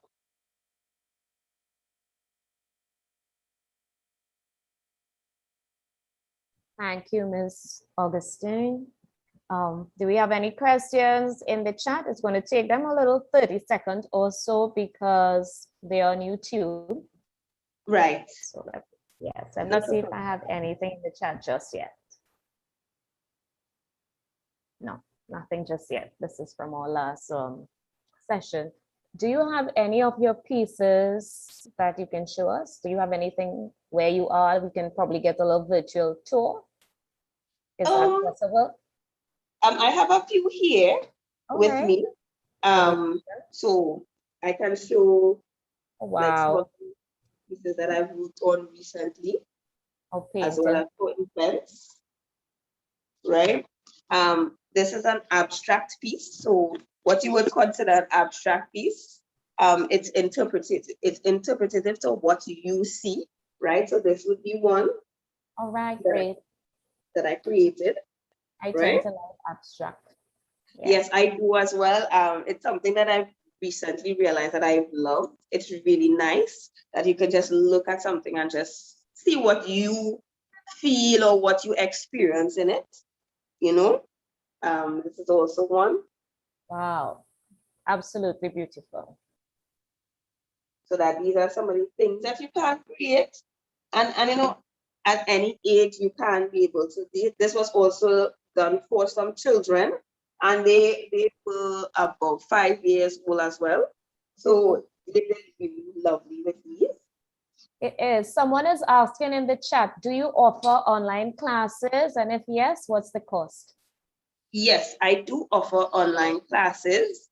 I do by the term or by the month or by per session. So it varies in terms of what you require. So it's $350 for the month. However, for the term, it's $950, right? So, and per session, it's $100 per session if you just require one session to teach you something that you weren't understanding or that case. So yes, I do online classes. I do have flyers as well. So if they would like to look at the business page, they can also do that. Okay. Both on Instagram and on Facebook. It's Lati Studio. So it's LARTISTE Studio, STUDIO. So on both social media, you can see the programs that I offer and events that I have often coming up and things like that. You will be updated regularly. Okay, is there an age limit though? I tend minimum age. I tend to work with as low as 5. Mostly because how it's virtual and things like that. 5-year-olds may be a little more receptive to it online. So yeah, for now, as low as 5 years old. But if you know your child and your child is capable of doing any and it's little things that you can teach them, right? I would go even lower as children learn. They learn tactile and stuff like that. So even children, 1-year-olds can produce art, but they might not understand direction in terms of what is all the intricate parts of it. So for now, I teach at least 5-year-olds. So Okay, it's from great. What made you get into art? What made me get into art and really fall in love with it, when I did the short course, right? The lecturer that was teaching us at the moment really inspired me, because she made me feel at the time that that you are able to do anything you set your mind to. Once you try and once you can take instruction and learn on your own, that that you can do it, as well as my parents. My parents have always pushed myself and my siblings into whatever direction that we seem to be thriving in. So they didn't shy away from encouraging us to keep creating. And even now that we do create, and we all run businesses within the arts. So, my parents are an integral part of me becoming an artist today. Okay, great. Thank you. Can you remind us of some of the basic subject areas that students should concentrate on if they want to get into art? So I would say, particularly in secondary school, visual arts, yes. And you can surround that with numerous subjects. It really doesn't have a particular point, because even as chemists and things like that, they draw some items and things like that. In chemistry, you do drawing as well. So surrounding those subjects, you always have your basic, your math, your English, but visual arts is a subject that you can do to be able to get in, because you can do it at Form 6 as well. Or if you didn't do it at Form 6 like I did, because I did not do Form 6 for visual art, right? I went straight into my certificate. So that's how I got into it. So you create a portfolio and you apply for the certificate program, and they vet your portfolio that you have drawn. And because I did the short course just before that, that's how I was able to realize, okay, I like this and I have work, and I was able to show them to be able to get into the certificate and then straight into the degree. Thank you very much. Someone is also asking, have you ever created a piece that you did not like? I would say no, right? This is how I go about doing work, right? When I'm working, and even if there is a piece that it's not coming out the way you want it to, this is where you sit back and you leave it alone. So I've had pieces that have sat down in my home just sketching dust, because sometimes being an artist is all about, you have to think. There are things you have to think about, and you have to be able to feel, right? It's really a process of releasing emotions. And if you are frustrated with something, chances are put it down, and then you can revisit it at a later time, and you will understand as you elevate in your career, you would understand, okay, this is what I was missing, and you can go back to that piece and develop it to the way you want it to and elaborate on it. So I would say there isn't a piece that I would say I didn't like. I have had pieces that I've had to put down in terms of leave it alone for a while and then return to it eventually. Okay, great. You spoke earlier about an artist being able to create like design on different packets for food item as a form of advertising, and about events that you may be required to attend to create pieces there. Have you ever can you name, an event that you would have done? So I do sip and paints, right? I do it for groups, many groups. I've done it for family groups, cousins, limes, things like that, birthday parties, because as an artist too, I'm also a face painter, right? So I have done many birthday parties. As I was developing, I got into face painting, and I really enjoyed face painting. I still do it from time to time. So that is one thing I have done. I've done sip and paints for moms, so for Mother's Day. right? So they were able to do that. The kids event, they had an Easter extravaganza where I create boxes and stuff for them, and they had cookies and snacks and things like that, and they will be able to create an image with my instructions, as well as I had an art camp for July, August vacation, right? So it was a week of just teaching you and teaching the children about art and various aspects in it. So those are some of the things that I do and I go into over the entire year. Okay, great, thanks. Someone is also asking, is there a piece that you're most proud of? And can you show it to us if it's nearby? There is a piece that I do love. I can show it to you, so I'll just turn off the video otherwise I can walk to it, right? No problem, we wait. Thank All you. right, great.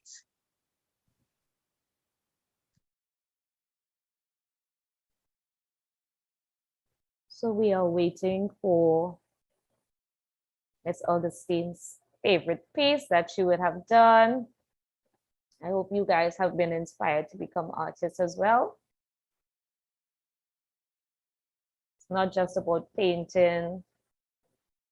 You can go into the graphics, as she said, different events. So you can keep your questions coming.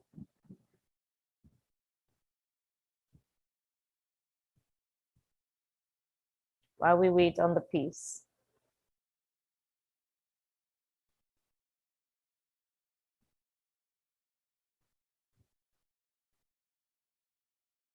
Okay, she's here. Wow. Right, right. So this is one of the pieces that I've done, right? Wow. This is beautiful. And believe it or not, it is not paint. What is it? This is actually done with oil pastel. Oil pastel is I'll call it a wax-like material. So it's just like crayon, just more pigmented and, you know, deeper. So if you go in, you'd see it's not paint. Wow. So this is one piece that I have here because I have a couple of pieces that are actually sold. So it's not here that I do admire the most. And how much would a piece like this cost? This one entirely framed and whatnot. Because you can get it also unframed if you wish to do it yourself. But however, this one is framed, right? It can go from 3,000. All right, great. Because it's not small. No, it doesn't look small. Yeah. Thank you. Students are also asking, are there any in any type of art that you find most difficult?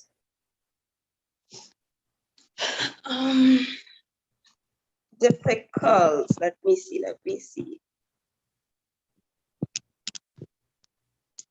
I'm not too sure, I'm not too sure difficult. Because to me, a lot of things you can learn for yourself, and there's a lot of things you have to try to understand where you want to. But difficult, I'd say no.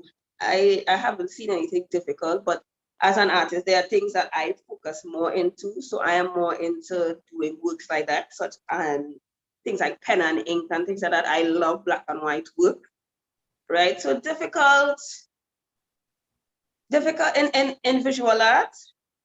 That's one thing I can say. It's not difficult, right?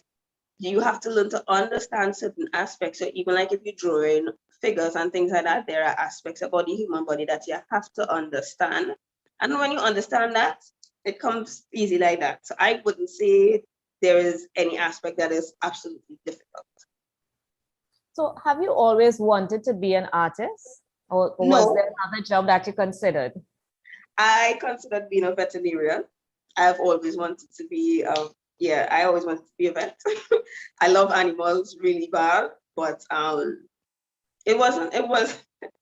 didn't end up going that direction. I didn't, right? And that's okay. That's okay because there are many things I probably still would go into eventually in my life. So yeah. Exactly. Someone is asking, when you do a piece, do you start with a theme? Sometimes, yes. Sometimes you do. So what I do is sometimes, like if somebody asks you for a piece, they generally come with what they like. So I like sunset. So you know, okay, well, this is I like blue and green and things like that. So you then have like an idea to what to put together. So yes, so you can start with a theme. However, sometimes it's just an inspiration that gets you, and you see a movement, because as an artist, there are lots of ways that you get inspired, and you just start with like an idea. So something that moves really quickly, you say, ooh, this interests me, colors, things like that. So it could be either way. So you can do a theme, you can start with a theme in terms of, if you like trees, you know, you start with, okay, I like trees, but let me see what I can do with it, what I can create, or like if you don't want to do the typical or like the usual, just paint a tree, what I can create from looking at a tree. Okay, great. Interesting. Let me see if there are any more questions. How do you recommend a child start off if they are interested in art? A child as in secondary school, or like a young child? I'm thinking a young child. Okay, well, so as a young child, it's great for your parents also to recognize your talents and skills. And while recognizing those things, you be exposed, right? So I would say what my parents did for us is that my brother is interested in music. So he actually teaches drums, right? But from an early age, they would have recognized that he loves, you know, just hitting stuff and things like that constructively. And they would say, okay, put it in the right direction. Because my father was also a musician. He's also a drummer. So therefore, it is something that he saw and grew up with. So it's like that. So you would notice parts of your child that are gravitating towards something, because my sister is a piano teacher as well as a vocalist, and she teaches voice as well as piano.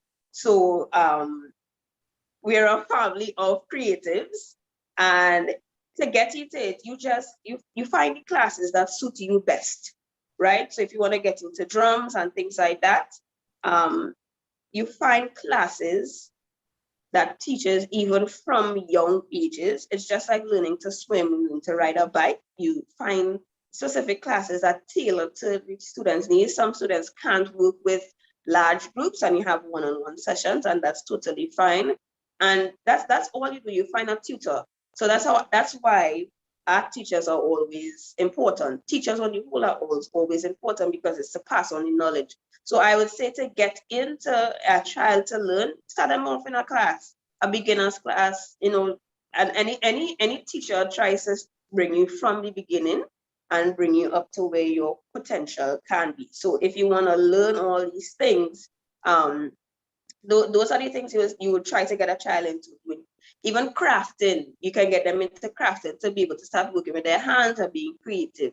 So that's where you would start a child off, learning to foster their creativity. You can start with crafts. You can start with crafts at home, and then gravitate to having them become part of a class session. Thank you very much. And our final question, at what age would you have started doing art? So officially, I do believe all children are artists, because you learn to draw and create from small, and you come up with concepts that, I mean, as adults, you probably wouldn't think of. But if you look at officially, right, I started just after 2 years after I exited secondary school, which would be around 2012, 2013 is when I like really started to get interested in it and doing more and more and more. And people would call me I've painted murals for like a preschool in their school. I printed a mural. If you didn't know what a mural is, it's an art piece on a wall. So it does not move. You can't move it unless you repaint or you destroy the wall, right? So I'd say 9 years, the last 9 years, I've been really focused on this direction alone. Thank you very much. It's been a pleasure having you.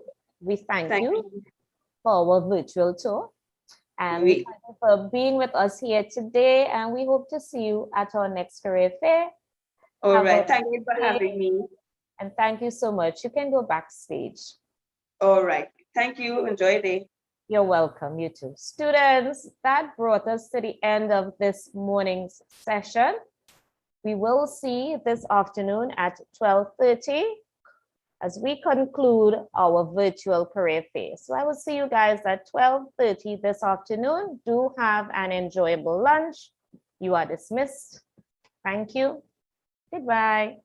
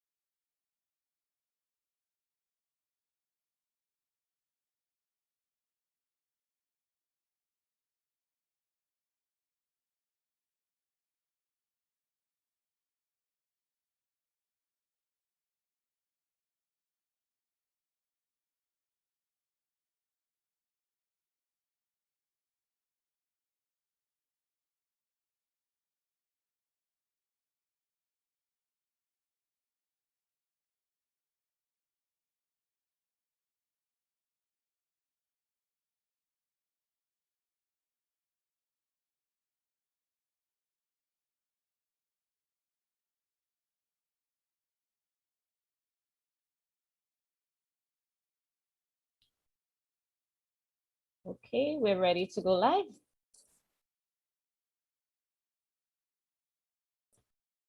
Good afternoon, boys and girls, and welcome to the latter part of today's proceedings. We trust that you had an enjoyable time this morning, and as we move into this afternoon's proceeding, we kick off this evening with 3475 Fire Officer Ramkisoon from the Trinidad and Tobago Fire Service.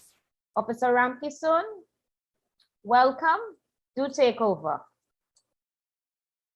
All right, good afternoon, pleasant afternoon to one and all. I am 3475 as introduced by the guidance officer, 3475 Firefighter Ramkisoon.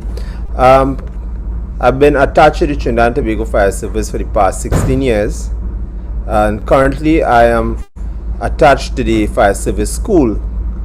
Just like how you guys are in school, I'm part of a school also. Right? For the last 5 years, I've been an instructor, meaning that I teach people to become firefighters in Trinidad and Tobago. It is my privilege to share my time with you this afternoon to give you some insight and knowledge on how to become a firefighter in the Trinidad and Tobago Fire Service. I hope you enjoy the presentation. Our presentation this afternoon will be taken in the form of two parts. The first part is where we just give you an introduction of the requirements to join the fire service, and the second part where we are doing a virtual tour of a fire station. So, ma'am, can you play the video at this point in time, please?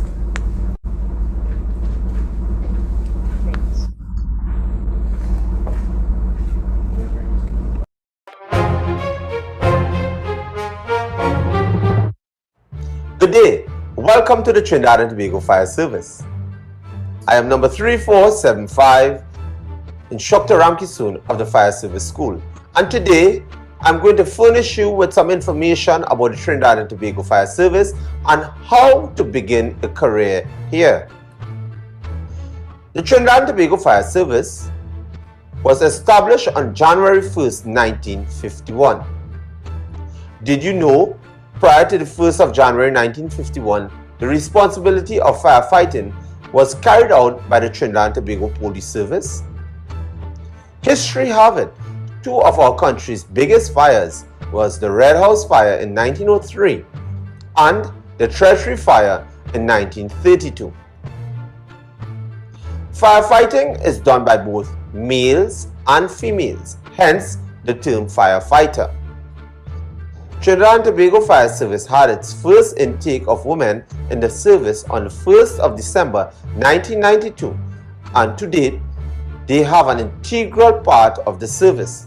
So, you are thinking of beginning a career in the fire service? Here's some information that can assist you in making this very important decision. The work carried out by fire service personnel may be categorized as follows: to preserve life, to prevent the destruction of property by fire or other disasters, and to render humanitarian services. The requirement to join the Trinidad and Tobago Fire Service is very simple. You need to possess a minimum of 3 ordinary level subjects, including English and any other 2 subjects. CSEC General Proficiency Grade 1, 2 or 3, CSEC Basic Proficiency Grade 1, or GCE Grades A, B or C. You must be at least 166.25 centimeters tall in the case of males, or 160 centimeters in the case of females. Candidates shall not be less than 18 years at the time of screening and not more than 35 years of age at the time of being appointed as a firefighter. Candidates must be a citizen of Trinidad and Tobago, of good character, which will be verified at a later date by fingerprinting. Candidates must be in possession of the following: a national identification card, driver's permit or passport issued by the government of the Republic of Trinidad and Tobago, a computerized birth certificate which must be supported by an affidavit where applicable. Selection for training to the rank of firefighter takes place on the successful completion of the following: preliminary screening. This is where you are to present yourself at the appointed venue properly dressed, business wear, once you fulfill the entry requirement. The dates and venues for screening will be published in the daily newspapers, the fire service website, and our Facebook page. If successful at the screening, candidates will be required to write an entrance examination set by the Public Service Commission in the following areas: mathematics, English, and current affairs. Successful candidates will then be required to take an aptitude test set by the Fire Service School to test your physical ability to ensure you can undergo the rigors of the training process. Those passing this test will be required to attend an interview by a selection committee from the Trinidad and Tobago Fire Service. Successful candidates shall then have to undergo a medical examination conducted by a medical institution selected by the fire service. When each stage is passed, persons will move to another according to their scores. At the end of the final stage, a merit list will be done where persons will be placed accordingly to their aggregate score. Candidates will then be selected from this merit list to undergo induction training. A candidate who satisfies the requirements above may be eligible for appointment as a trainee firefighter and will be required to undergo a course of training at the Trinidad and Tobago Fire Service School. This is dependent on the number of vacancies available. The training lasts for approximately 4 months. Recruits are trained in the following competencies: fire engineering science, hydraulics and pump operations, physics and chemistry of combustion, ladder drills, fire prevention, foot drills, fire drills, electricity, and first aid, to name a few. Once you become a firefighter, you can then specialize in different sections in the job, which includes LSAR, Land Search and Rescue Unit, who conduct specialized rescues especially over the cliffs of Maracas. Ambulance section, where we have qualified emergency technicians. Hazmat technicians, who deal with chemical spills. IT department, who ensures our websites and other social sites are up to date. Fire prevention section, who educates the public about fire safety, inspect buildings, and carry out investigations. Fire control, where you can work as a dispatcher, ensuring a prompt response to an emergency. Operational, who respond to all emergencies 24/7, 365 days a year.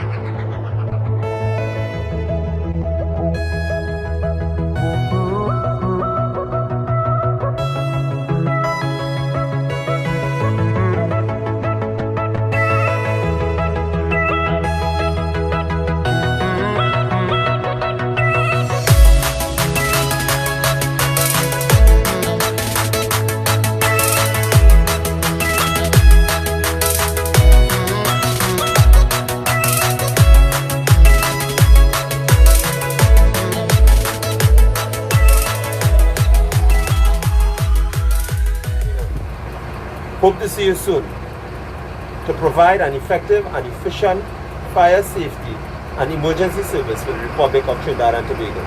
Let's go.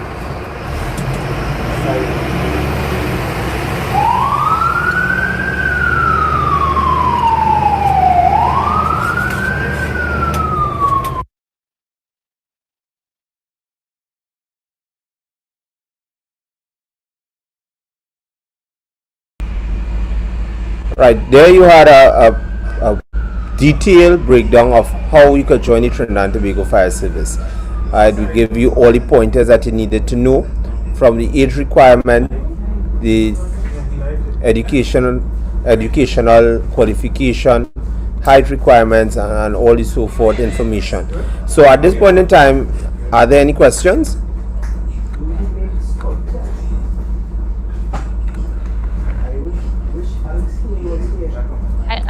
I'm sorry, Officer Ramkisoon, I didn't get the last part of your statement just now. All right, I'm entertaining questions at this point in time.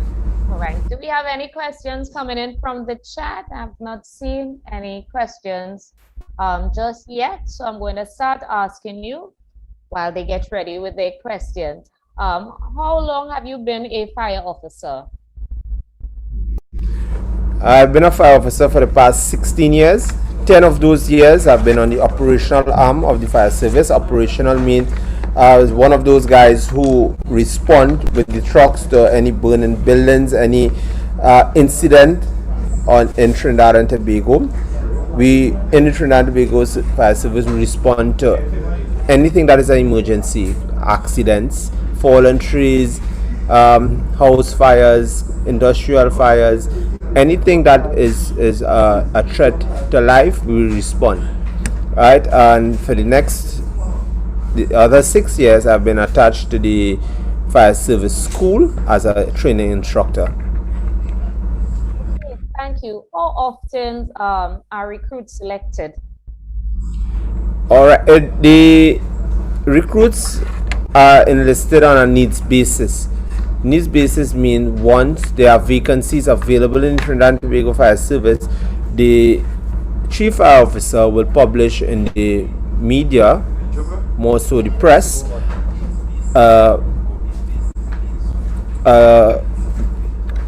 listing or a notice for people to join the fire service. And with the breakdown of the requirements that was given, you could use that as the listing to come into the Trinidad and Tobago Fire Service. All right, that's the guide. Great. Thank you very much. What would you say are your high points as a fire officer? High point? Good question. My high point in the fire service is being able to go out there and help people on a daily basis, right? Because rarely you just get the opportunity to serve at your utmost best, and to go out there and help people and see this smile and the affection given by people towards what we do. It's so appreciative by me as an individual and by my organization at large. Thank you very much. We know that being a fire officer, it's a high-risk job. Have you ever found yourself in danger? Yes. What would have been your most dangerous mission? Dangerous mission. Every call that we go out on, there is a high risk involved, because if you're not particularly careful or be cognizant of what is around you, you could put yourself in danger. When I had joined the service about 16 years ago, very early in my career, I faced a very huge commercial building fire. It was a mattress company in the Chaguanas area, and it was very, very, very dangerous for firefighters to get in there, because there were explosions, multiple explosions and stuff like that. So it is a dangerous job, but due to training and ongoing drills that we do, we tend to put ourselves in a position of relative safety. Thank you. Do you think, not do you think, are officers equipped with the resources that they need to fight fires? Because I saw something about officers not being fully equipped in an article. I'm asking you now, do you feel that you guys are fully equipped? Because you enter a dangerous field, as you said. Yes and no. Yes and no, that because with the advent of technology, there are equipments that are available to keep us more safe, so to speak, in the risk that we enter in. Right? And we in the Trinidad and Tobago Fire Service, we have protective gears that enable us to enter dangerous situations. Right? But my colleague will be coming up in a little while in the second part of our presentation, and he will elaborate more on it. I don't want to cross the boundaries here, so I'll give him ample time to prepare answers for you. So you could ask him back that same question again. So I'm also dealing with the requirements to come in the service. Coming into this service. All right, thanks. I'm not sure if I missed part of the requirement, but is having a license, a driver's permit, part of the requirement for a fire officer? It is not a written requirement, but is an asset for you to have, because being a driver in the service, your salary could go up, meaning that there's a proficiency allowance for driving, right? And once you drive, your salary, as I said, could get a little increase. You could get a little boost in your salary. Thank you very much. Is your colleague ready? Yes, he is ready. Just give us a couple of seconds for transition, please. Will you introduce him? To do the second part of the virtual tour of the fire station, I'm now going to hand you over to my colleague, number 3535, Firefighter Horn. Thank you, sir. Firefighter Horn, welcome.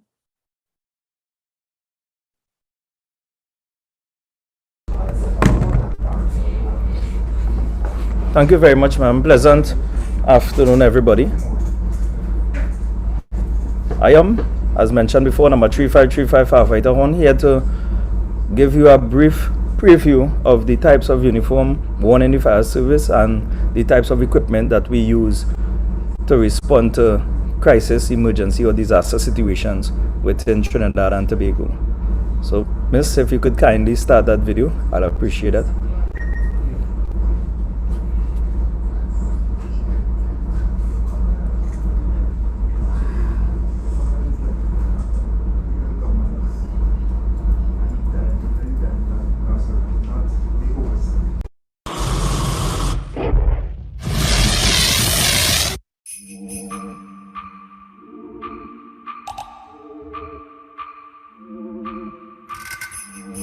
Welcome to the Savanetta Fire Station, home of the Fire Service School, which is located on the Southern Main Road, California. Join us as we go through a virtual career day. With us today, we have number 3127, Firefighter Smith. Number 4461, Firefighter Peters. Number 3313, Firefighter Burton. Number 3475, Firefighter Ramkissoon. Number 4068, Firefighter Kublal is behind the cameras, and I am number 3535, Firefighter Horn. Today, we have firefighters dressed in different uniforms. To give you an idea of some of the uniforms worn in the Trinidad and Tobago Fire Service. Firstly, we have Firefighter Smith dressed in his beret, gray shirt, shirt slacks, boots. This particular uniform is worn for sentry duties, for classroom, and for any other formal engagement which the chief officer may direct. Firefighter Peters is dressed in his beret, polo jersey, cargo pants, boots. Today, Firefighter Peters is our resident driver. This is how the firefighters on operational are dressed in readiness to respond to any type of emergency. Firefighter Burton is our resident rescue technician. He is dressed in his rescue helmet, harness, polo jersey, cargo pants, combat boots. He is ready in the event there is any type of rescue to be done, whether it be high angle rescue, collapse structure. We move on to firefighter Ramkisoon, who is dressed in full firefighting gear, or some refer to it as bunker gear. Helmet, jacket, trousers, boots, and gloves. He is prepared for any type of emergency. So after leaving the station and arriving on the scene of any emergency, this is the dress for us to respond. And of course, the one uniform that you would not see here will be the most beautiful uniform on the Independence Parade, which is our tunic, our ceremonial wear. So after we had this brief introduction of the types of uniforms that are worn in the fire service, kindly join us as we go towards looking at our appliances and our equipment used in the fire service.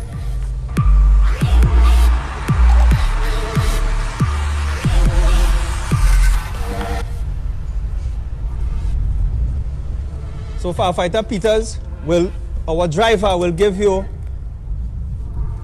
a nice look at the inside of the appliance from the driver's perspective. Welcome.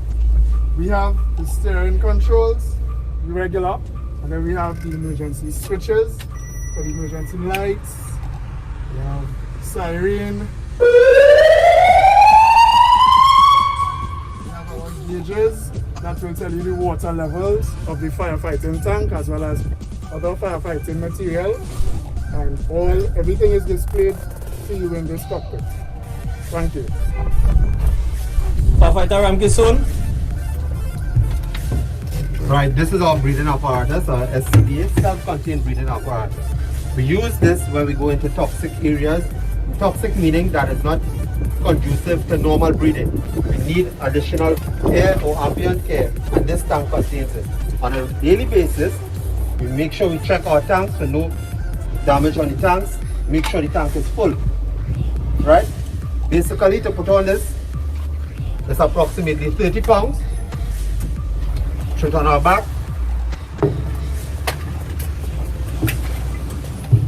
This is a two-piece item. We have the harness, we have the face piece.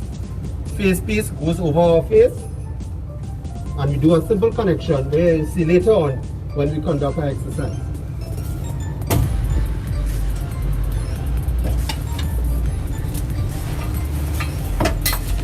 We place it back in the harness built in the truck, so this is in readiness when we have to respond to any code.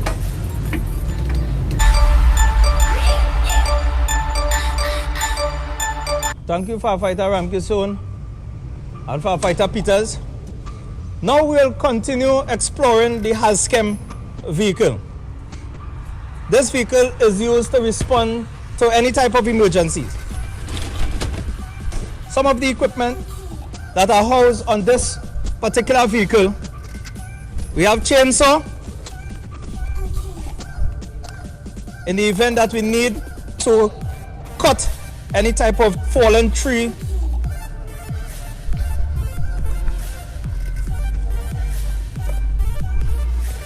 Circular saw. This is used to help us with forcible entry. This can cut through steel and concrete.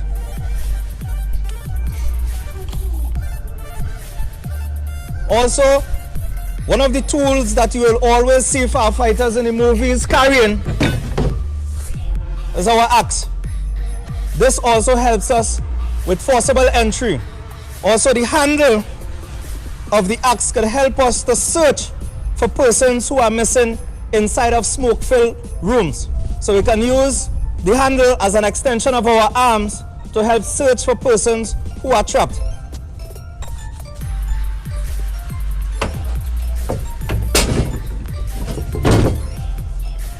We also have sledge. This sledge is also used for forcible entry. This could be used to breach doors or walls.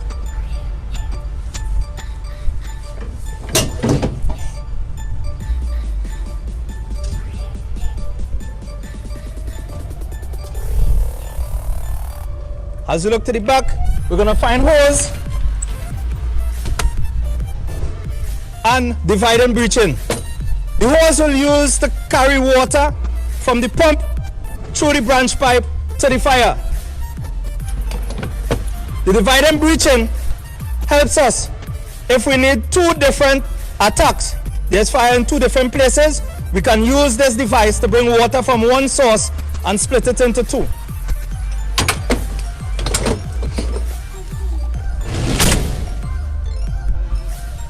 To the back of our house skim, we have the rear mounted pump. This pump will pump water or foam. So depends on the type of fire we are battling. We can use water for class A fires, simple fires, or we can use foam for class B, for flammable liquids, liquefying solids. So this is our pump. We have the hose reel. Some of you all may see hose looking like this. This is our quick attack line that we can take off the truck readily to start extinguishing until we can use the larger hose.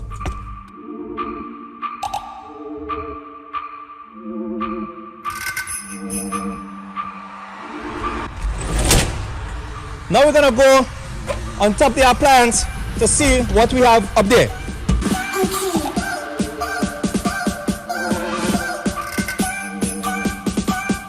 On top of our appliance, it is fitted with ladders.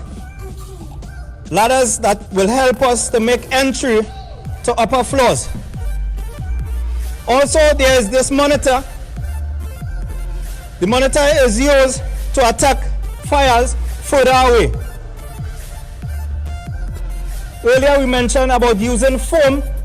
The foam that this appliance uses is collected in this tank, indicated by the yellow cover. The green cover is where we have water. This appliance also carries dry chemical because it is used for industrial type fires.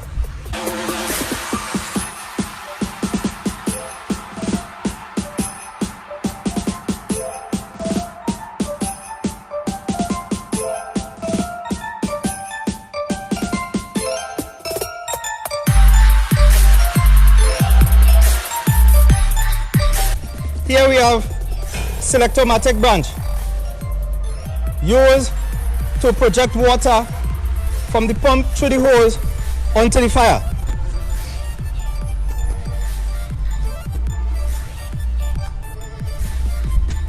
Divide and breaching used to connect one hose and divide into two. So if there are two different places that we need to fight fire, we can implement the divide and breaching. We spoke about foam earlier. Foam is not only carried in the truck, it is also carried in foam kegs. So if we have to use foam from the keg, we use the inline inductor with the dip tube.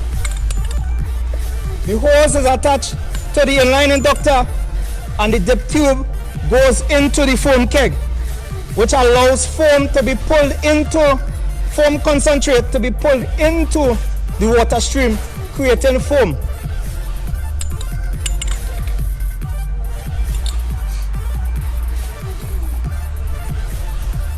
We have the hydrant key.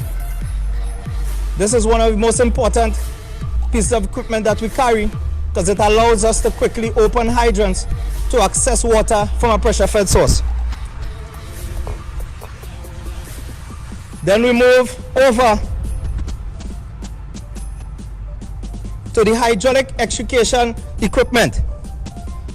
The pump, cutter, ram, spreader. You all may be familiar with the term jaws of life. The jaws of life actually is a tool that is a combination of the cutter and the spreader. So when you hear that term being used in the media, understand that it's one part of the hydraulic extrication tools, and not all of them. Firefighter Ram Kisoon will now take us through the use of the hydraulic extrication tool. So what he did, he started the pump connected the lines, and now he's connecting the tool.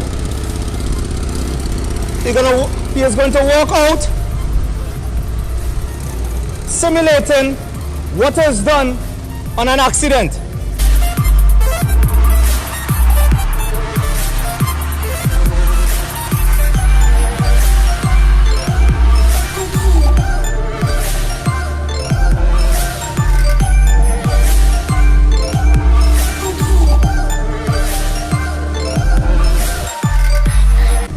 On arrival to the accident, this tool is used to cut parts of the vehicle, allowing us to free the trapped persons on the inside.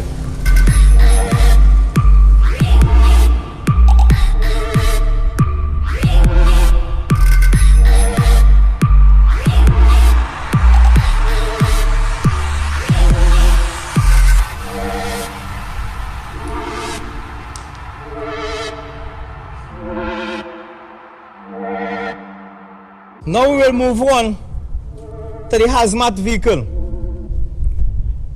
This vehicle is used in the event that there is hazardous material release.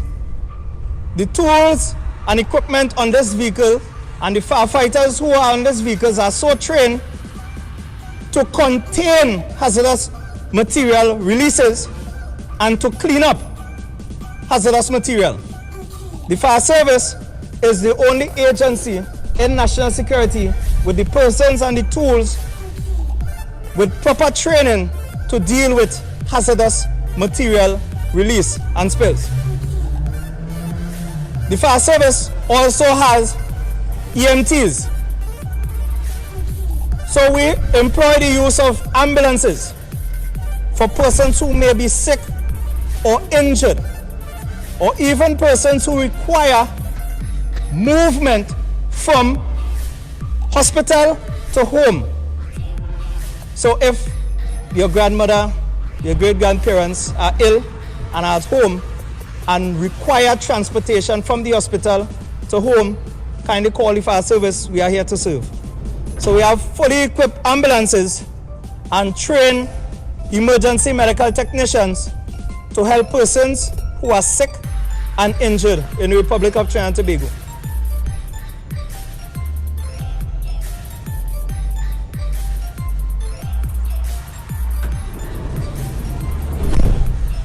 That was a look at some of the appliances and equipment at the Savanetta Fire Station. Now I'm going to take you over to our resident search and rescue technician to give you an idea of some of the equipment and tools used by the Land Search and Rescue Unit in Trinidad and Tobago. So I hand you over to Firefighter Burton. Welcome. Good day. I'm number 3313 Firefighter Burton. So there's a search and rescue unit. We have locations in North, South, Central, and Tobago, which is each division of the fire service. Here we have Randy. Randy is a dummy that we use. They can weigh up to 220 pounds. We use this for training purposes. This is our sketch stretcher, this nice orange device. This is used as a stretcher in which we package the casualties based upon whatever call or emergency we would have gone on. This is a very versatile piece of equipment. It is made out of plastic and it can be dragged in case of an earthquake, or we can also hoist with it if you want to use it for a helicopter.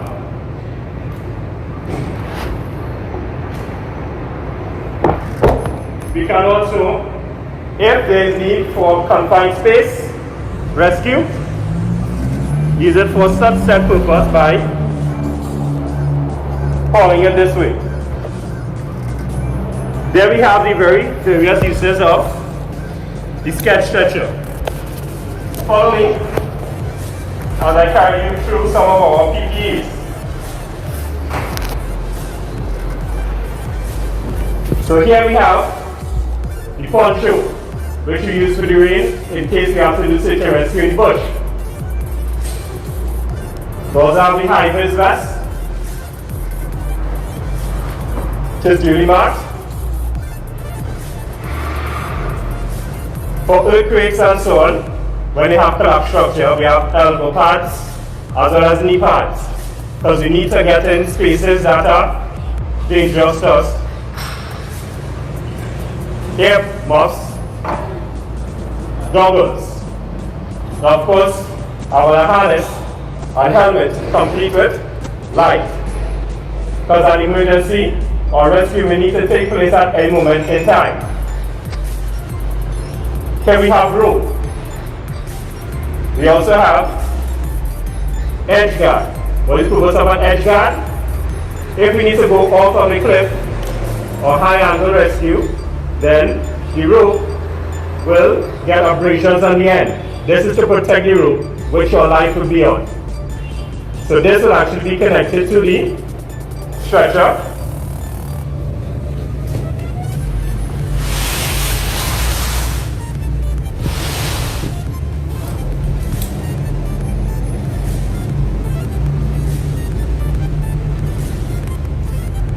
With which we will hold.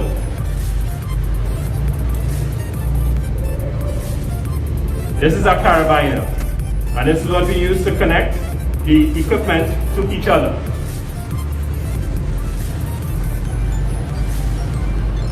Another type of guard for the rope is called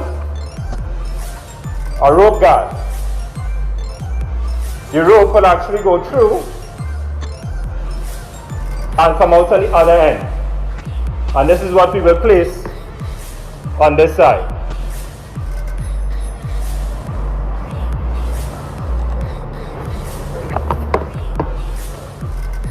From here, if we come up to the line, you'll see what we use to haul. This is called an MPD, or multiple purpose device. This has a pulley attached on the inside with which we can haul. So if you follow the line, you'll see this line moving, and we can actually lift the casualty or our rescuers. We can also use the lower. This is called a prusik.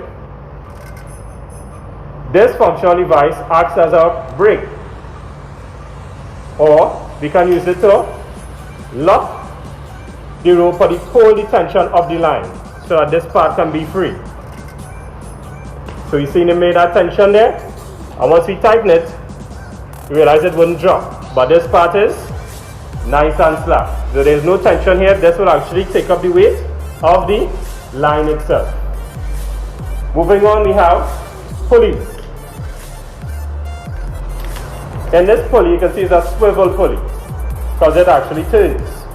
The rope will go through here, and we all know that pulleys help us with mechanical advantage.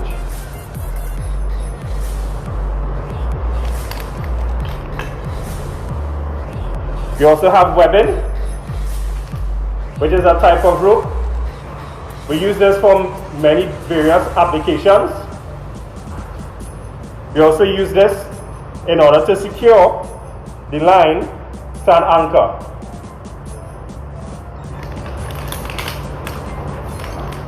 Here we have some anchor straps, some load release straps, sorry.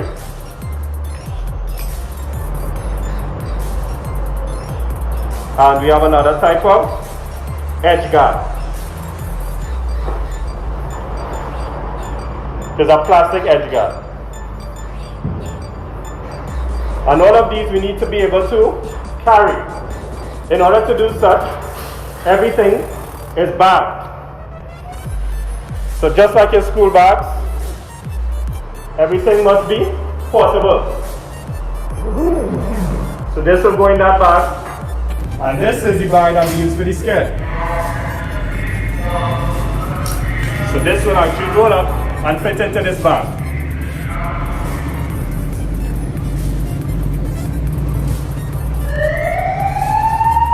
That siren. Hey guys, Yamaha ship fired, number 245 to 253, Southern Main Road, California, in the vicinity of the helipad. Alright, let's go, time to go guys.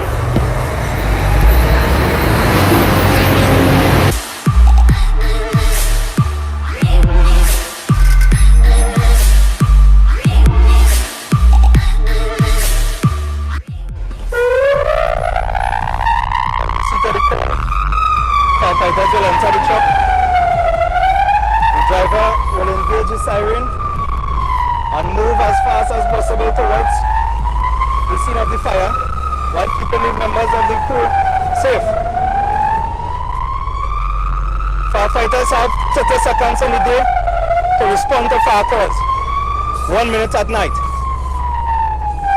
On arrival at the scene, a quick assessment will be done. After that assessment is done, instructions will be given. The fire service responds with ambulances in the event there is some sort of injury to persons or the crew members. After assessing the scene, the instruction was given to roll out one line, one length of 38mm hose. Firefighter Ramki soon roll out the hose. Firefighter Peters helps attach the hose to the rear mounted pump. Firefighter Ramkisoon approaches the fire but not too close until water has been engaged by the pump operator, who is also the driver. Using the selectomatic branch, Firefighter Ramkisoon moves in close to the fire to ensure that he eliminates the fire by cooling.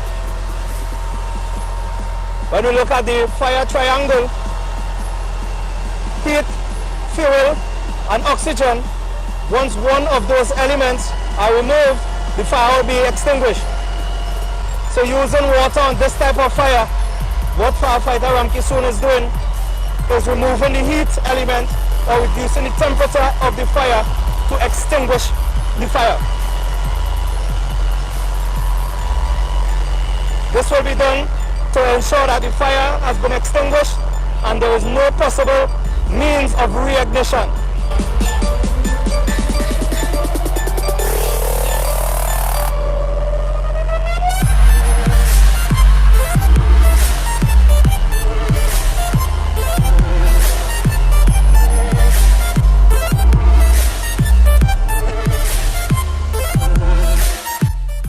When Firefighter Ramkisoon is satisfied that the fire has been extinguished, he will do a check to ensure that there is no possible way that the fire continues.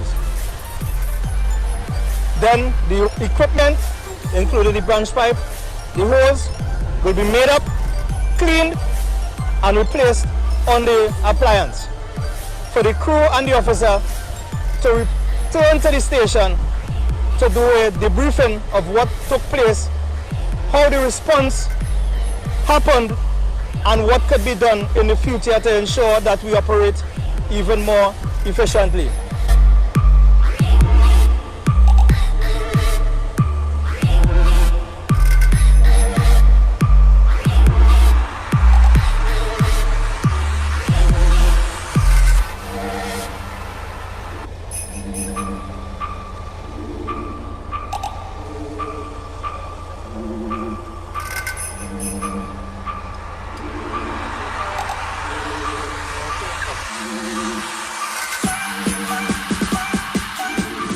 This marks the end of our school tour.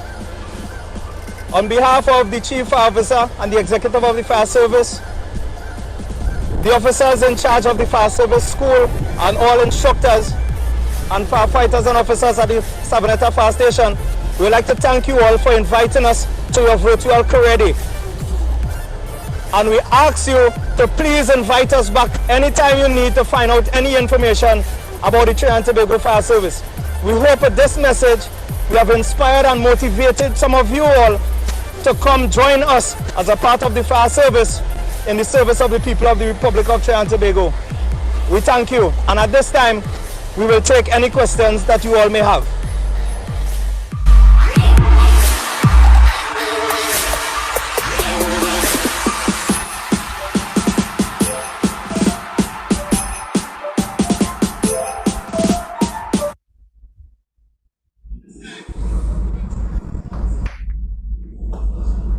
Well done. Well done, Trinidad and Tobago Fire Services. You never cease to amaze us. We were never disappointed, and I want to thank you sincerely. I think the children were actually enthralled. So much so that there were not much questions, but I will see what I have for you, Officer Horn. Yes, So ma'am. the question is, what instance will someone need to ride on the top of the truck? There will be no instance where someone is required to ride on the top of a truck. That is unsafe, and it will put a firefighter in an unnecessary risk. There's enough seats available inside the appliance for us to fit comfortably to respond to all emergencies. Okay, next question. What was your favorite mission and your most difficult mission? There are so many good missions that I've been to. One of the simplest ones would be going up into Cokerit, driving on very difficult terrain with a large water tanker to provide some relief for persons up there who had no water for a couple of weeks. And the gratitude that they expressed for us carrying out that particular duty was a very good evening for me. One of the most difficult times I had in the fire service was responding to a low-rise building call where we lost a couple of lives that night, and I actually saw 4 people jump from inside the building and hit the ground. That was the most difficult experience I had in the fire service so far. Thank you very much. Well, this brings me to the next question. How do you cope when someone dies? You head out on a rescue mission and someone dies. How do you cope with that? Usually what we have to do is develop internal mechanisms to deal with that. And over many years of experience, you get a little more accustomed. And if it becomes overwhelming, there is psychological services offered to us by the Employee Assistance Program. So if the experience we have go beyond our internal ability to cope, then we are given external help from counselors or psychologists. And next question coming from the chat, do women undergo the same training as men? In the Trinidad and Tobago Fire Service, we have fire officers. Every man and woman carries out the same function. The training is not tailored for men and women. The training is tailored for fire officers. So you come into the organization, you come into the fire service school, you are trained to carry out the functions of a firefighter. Someone is asking how many fires are there per year, casualties of fire are there per year, on average, I guess? That is a statistical question that is difficult for me to respond to, because where I work in the fire service school, we do not have those statistics before us. We are hoping that through effective fire prevention programs, we don't have a lot of deaths by fire throughout the year. The little that we do have, if we are to have them, we must learn from them and help educate the public and put systems in place to try to prevent that. What are the disadvantages of being a firefighter? I am fielding the questions from the chat. A disadvantage of being a firefighter is a very difficult thing, because this profession is so noble that even when we put others before ourselves, persons outside of the organization may see that as being a disadvantage. But for us, it's a calling. So I can't think of a disadvantage right now that we could say about being a firefighter, because this is a wonderful organization to be a part of, a good career to build, to take care of yourself and your family.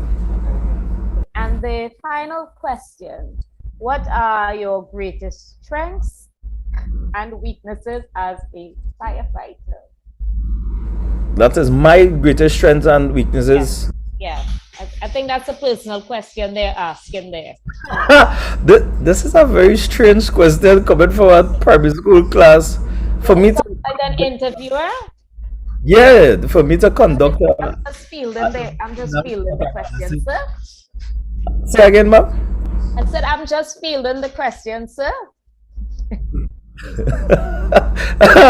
This, not often do I get a question that have me thinking so much to get the appropriate response, because to understand your strengths and weaknesses, I must firstly do an analysis of what is required of me to see what areas I'm strong in and what areas I may be deficient in and it needs development. So that is a really hard question. But let me start off with what I think one of my strengths as a fire officer is the love for service, the love for providing for the members of the Republic of Trinidad and Tobago. And the weaknesses, well, the weakness would be that I cannot provide more.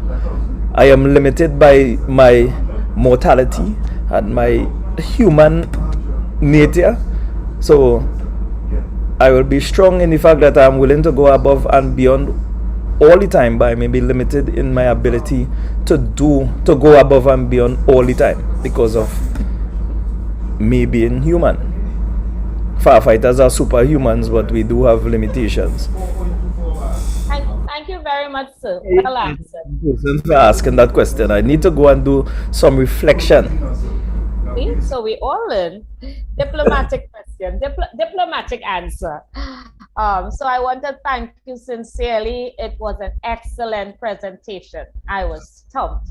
I was saying to my colleague, I'm sitting here and I'm going, wow. I'm saying, Lord, I can imagine how exciting the student must have been looking at you. So I want to thank you so much for joining us today. And we hope to see you guys at our next career fair. Thank you and have a wonderful day, sir. And ma'am, to you and your class, on behalf of the Chief Officer and his executive and the officers in charge of the Fire Service School, we'd like to thank you all very much for allowing us to be a part of your career day to inspire and motivate youths and young persons to be future firefighters and fire officers. And anytime you need us to come back, we are here willing and ready to serve. So thank you very much. You are most welcome, sir. You can go backstage. The tech person will take your information. Great. We thank the Trinidad and Tobago Fire Service for such an excellent presentation. Talk about a grand finale. We have just one more person for today, and we want to welcome this afternoon. This person is from Childline, Miss Naomi Francis. Let's welcome Miss Naomi Francis. Miss Francis, it's good to have you. Welcome. Hello, Miss Neve. Hello, everyone.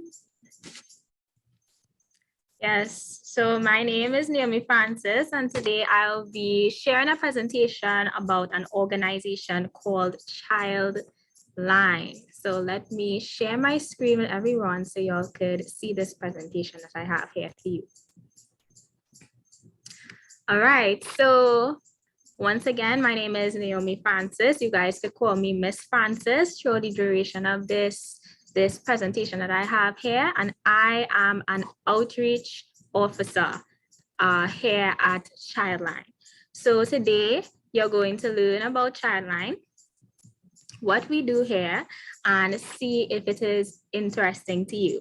And if it's interesting, I'll be showing you the things that you could do both now and in the future after you graduate to be a part of the team in Childline or in any similar organizations that deal with helping people and children and young adults, right?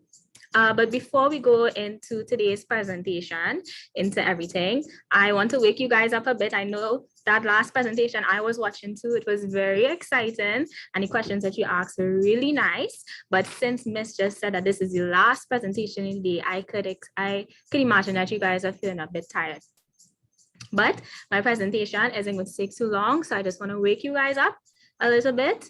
And the best way to do that is with a game, right?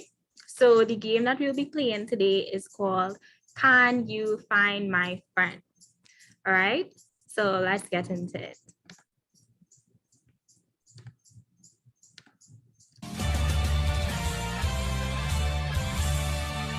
Okay, So the first round that we're going to play today is a practice round. The first round will be a practice round, and I'll just explain what we're going to do with this game. So this game is called Can You Find My Friend, right? And this is how it goes.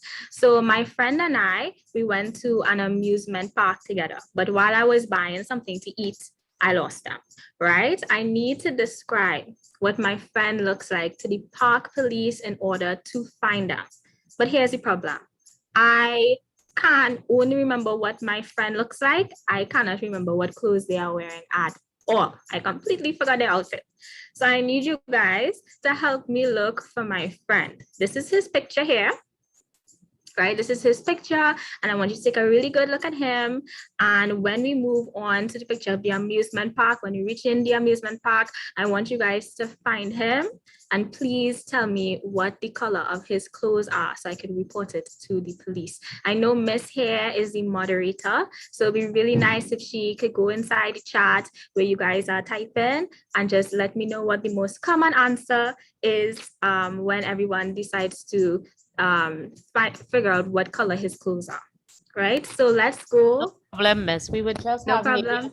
30-second delay. Okay, that's fine. Okay. Yeah, so let's go and look for my friend.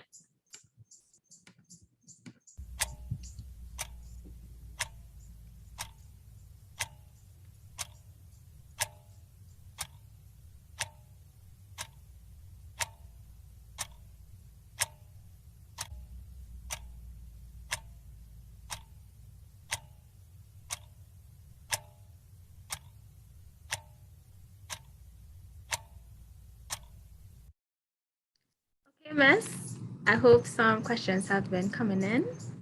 No Will be answer coming in just soon. yet. None just yet. Okay, let's give them a little while to see if they'll be able to find him.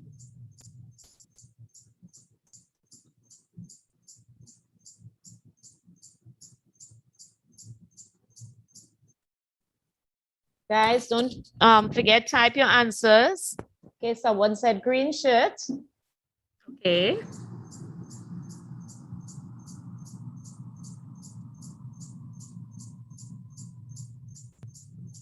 Keep the answers coming.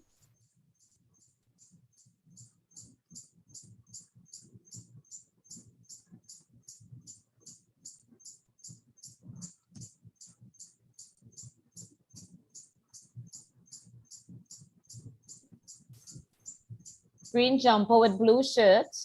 Okay, nice. Green shirt, green jumper with blue shirt.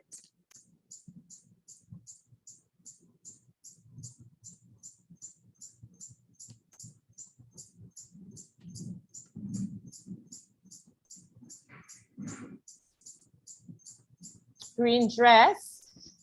Oh, green dress. Okay, let's see what and where my friend is. Let's see. Somebody said last seen under a tent. Ah, you're very correct. There he is. There he is under his tent with his green, I think someone said green shirt. That's fine. I guess because, you know, it was a green overall and then a blue shirt underneath. Yeah. All right, guys. Thank you guys for your answers. For the persons who weren't able to answer in time, I'll give you guys another round so that you could get your answers in. So let's move on to round one. Okay. So this is my friend Bethany. We came to the amusement park, but I lost her. And all I remember is that she had on these brown overalls and she had brown hair. So I'd really like it if you guys could tell me the color of the shirt that she's wearing underneath her overalls, right? So type the color just like you did just now. Type the color in the chat when you find out. The key to this game is to take a good look at her face. So take a good look at her face and let me know what the color of the shirt, what's the color of the shirt that she's wearing underneath her overall. So let's get into it now.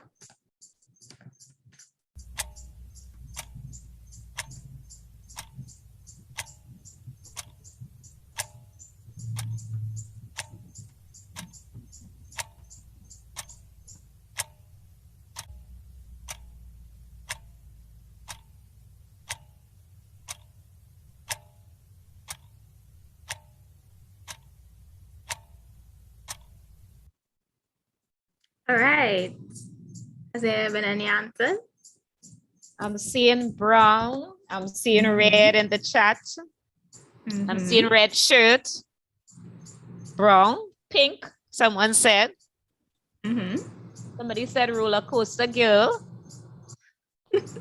But they seem to think red.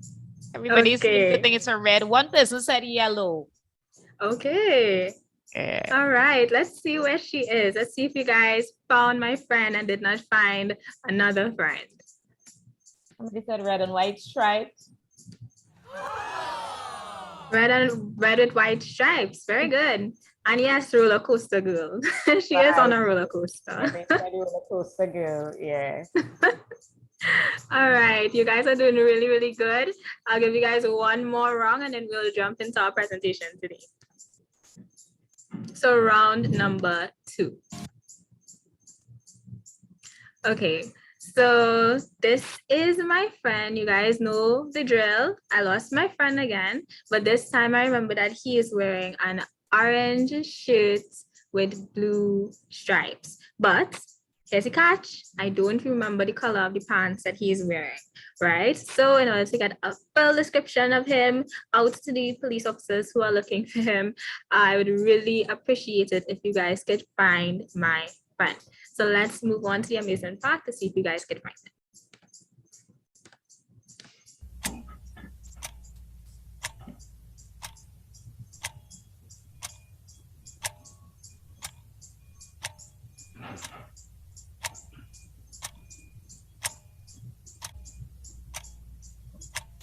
Here somebody says he's behind the roller coaster.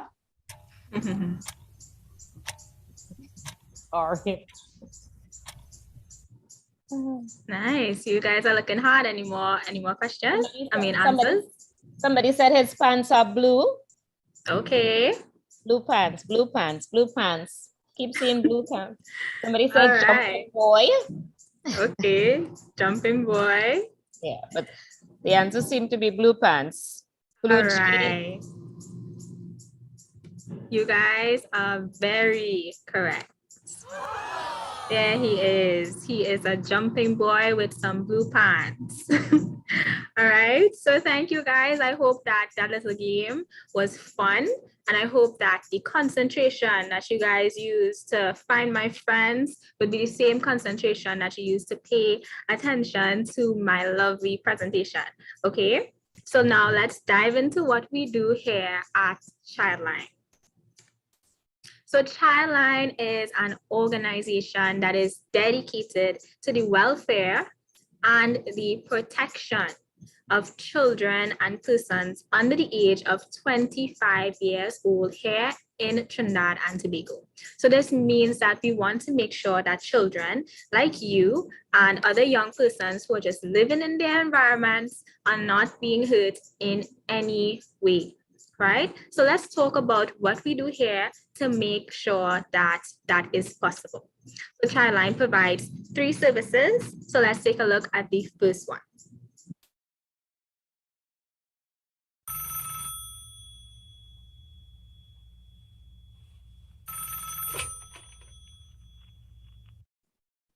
Nice. So I played that short little clip to give you a little insight into what we do in the first or service of Childline. And the words on my screen here says helpline, right? So with our helpline, you can call us at the numbers 800-432, or an even easier one to remember is 131, right? It costs no money to call us, and you can call us any time of the day. So you may be wondering, Miss Francis, why should I call you guys? So our helpline, we can do a lot of things for you. And I listed 6 of them on our screen, here, right? So our helpline here is to give you guidance, right? So if something is going on and you want advice for it, but you don't know who to trust, you could call us. All the information that you give to us remains safe and it doesn't go out to anybody else. So nobody else is going to know your business when you call us, right? We are also here to give you counseling, right? And that's the second word I have there in green. It says counseling. And That means that if anything tiring or difficult is happening to you and you feel like mommy, daddy, auntie, grandma, or your friends at school wouldn't understand you, you can call us, right? And then we're also here for crisis intervention. That's the word in purple, crisis intervention. And this means that if something dangerous or something that could be dangerous to your health or your happiness or your safety is happening to you at school or at home, you can call us and we can help you and make sure that you remain safe, right? And then we're also here for education. So we're here to help you learn how to take care of yourself, right? And not only you, but we're here to make sure that your parents and your family members and your community learn how to take care of you and protect you, right? So we're also here to give you information about places in Trinidad that you can go to for help in any situation. That's the information that we are able to give you. And then lastly, we're here to listen to your problems. And in the event that your problems need to be taken to another organization for them to deal with, we let you know that you must go there. And that is called a referral, right? So these are the 6 reasons why you can call our number at 131. And it is free and it's available 24/7. That means it's available all the time. That 24/7 means it's available all the time. And what you say stays between us. So that means that mommy, daddy, auntie, or anybody else, they don't even need to know that you made the phone call, right? So unless your life is in danger, and I'm sure if your life is in danger, you'd want somebody to help you. So unless your life is in danger and we need to let other people know your situation so that they can help you, unless it's a case like that, your information is going absolutely nowhere, right? So you can be sure of that. So the people that help you on this helpline are called active listeners. And this job may sound interesting to the kids out there who like to talk and who like to listen to other people, right? So if you love talking to your friends, you like listening to stories from your teachers or your parents, this is a job that you may like, right? So let's look at some more services that the helpline offers and see if you're interested in that, okay? So if you don't like talking on the phone with our helpline, so I mentioned before, you can call us at 131. If you don't like talking on the phone, you could message us, right? That's a-okay, you can message us. We have a web chat for that. So if you go up on our website at childlineTT.org, which I would show at the end of our presentation, the what you could type in on Google to find us. If you go on that website, our live web chat pops up immediately and you could go and you could have a conversation with us there. And if you want something more, you could download our My Childline app. And I promise it doesn't take more than 2 minutes to download from your App Store, your Google Play Store, your iOS, Apple Store, or anything, right? So you could go get that. And it has the feature to talk to us, and it has so many other features that I'll be showing you guys just in a moment. And lastly, we have the helpline support, which we talked about before. With our helpline support, you could get guidance, you could get counseling, you could get your crisis intervention and more. So once again, the people who work at the helpline, they are called active listeners, and they are people who listen really well. So if you love talking to others and you love helping them with their problems, you know, everybody comes to you in school or whenever something is going on with them and you listen to them, you're that person, you might like this job, okay? Let's watch a short video on the My Childline app. Welcome to the My Childline app. This app is a Childline initiative and is supported by UNICEF. The app is designed to be a digital hub for easy access to child welfare and protection services available throughout Trinidad and Tobago. The app is available in English, Spanish, and French on both Android and Apple devices. Let's see some of the features the app has to offer. First, Let's choose my new avatar from a range of adorable options. Using the app can give you quick and easy access to Childline's usual services.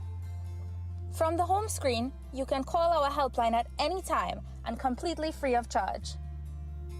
You can use our web chat, which is currently available from 8 a.m. to 8 p.m. on Mondays to Sundays. Just fill out a little information about yourself first, and you can talk to someone about anything that you need to. You can even request a counseling appointment from the app. Just request a date that's suitable for you, and we'll contact you to let you know what's next. Visit Childline's or UNICEF's websites for even more child-friendly content and resources.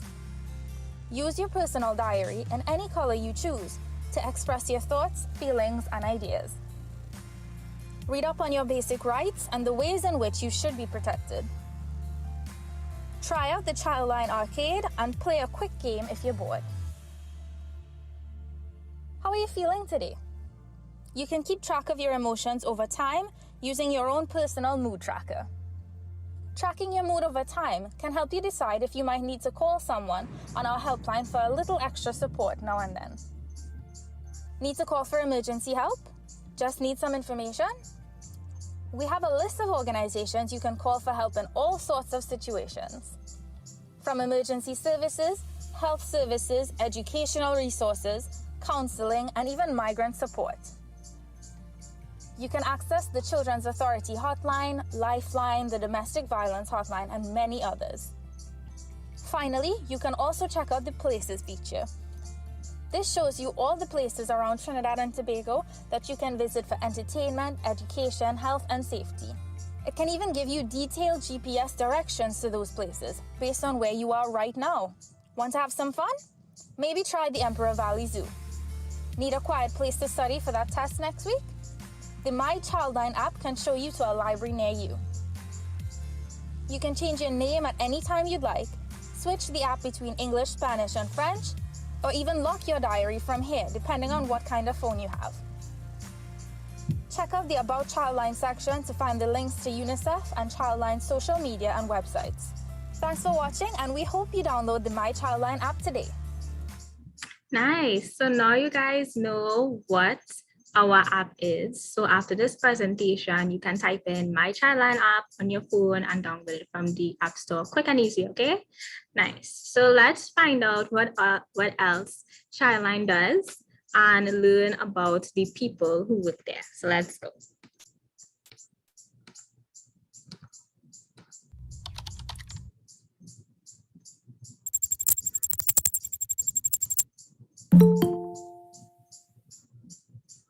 Okay, so that was the introduction to our outreach service, which is what I am a part of, right? So as you guys can see, there's a woman and you're watching her through the computer because she's giving you a presentation, just like what I'm doing, right? So the outreach service is all about sharing information to the public. So we share this information through presentations like this, through workshops, through videos on YouTube, through articles and pictures. And we just try to make sure the public, which are you guys, are aware of issues surrounding children and young adults, right? So the people who work in this unit are called outreach officers, right? So if you love writing essays and you like when Miss or Sir calls on you in class to read your comprehension or your story, your creative writing story that you made out loud for the class, then you might make a really good outreach officer because we love presenting, we love writing, and we love creating things. Right, so part of our outreach unit includes a space for children, right, to help us, and that's called the Childline Ambassador Program, right? And this program is all about giving children the opportunity to improve their communication, their teamwork, and their leadership qualities. And you can join the Childline Ambassador Program from the ages 13 years and up, right? So in a few more years for some of you guys, right? So let's take a quick recap before we move on to some of the other things, right? So far, we learned that Childline has 3 services, right? Two of those services are the helpline, where there are active listeners who give us guidance, counseling, and support. We learn that we can get guidance, counseling, and support through calling Childline's number at 131 through downloading the My Childline app and the App Store for free, or going on Childline's website and chatting on there. Right, we learn that there are outreach officers like me in the outreach service who like to share information through presentations, through videos or articles. So we sit down at our desk here every single day and we make these pretty presentations for you guys, and we write articles to post on our website and stuff like that. So if you think you guys would like sitting down and making videos, or even sitting down and calling and talking to people and helping persons out, then you might like the helpline service or the outreach service of Childline. Right, so let's move on to the last service that Childline offers to the public.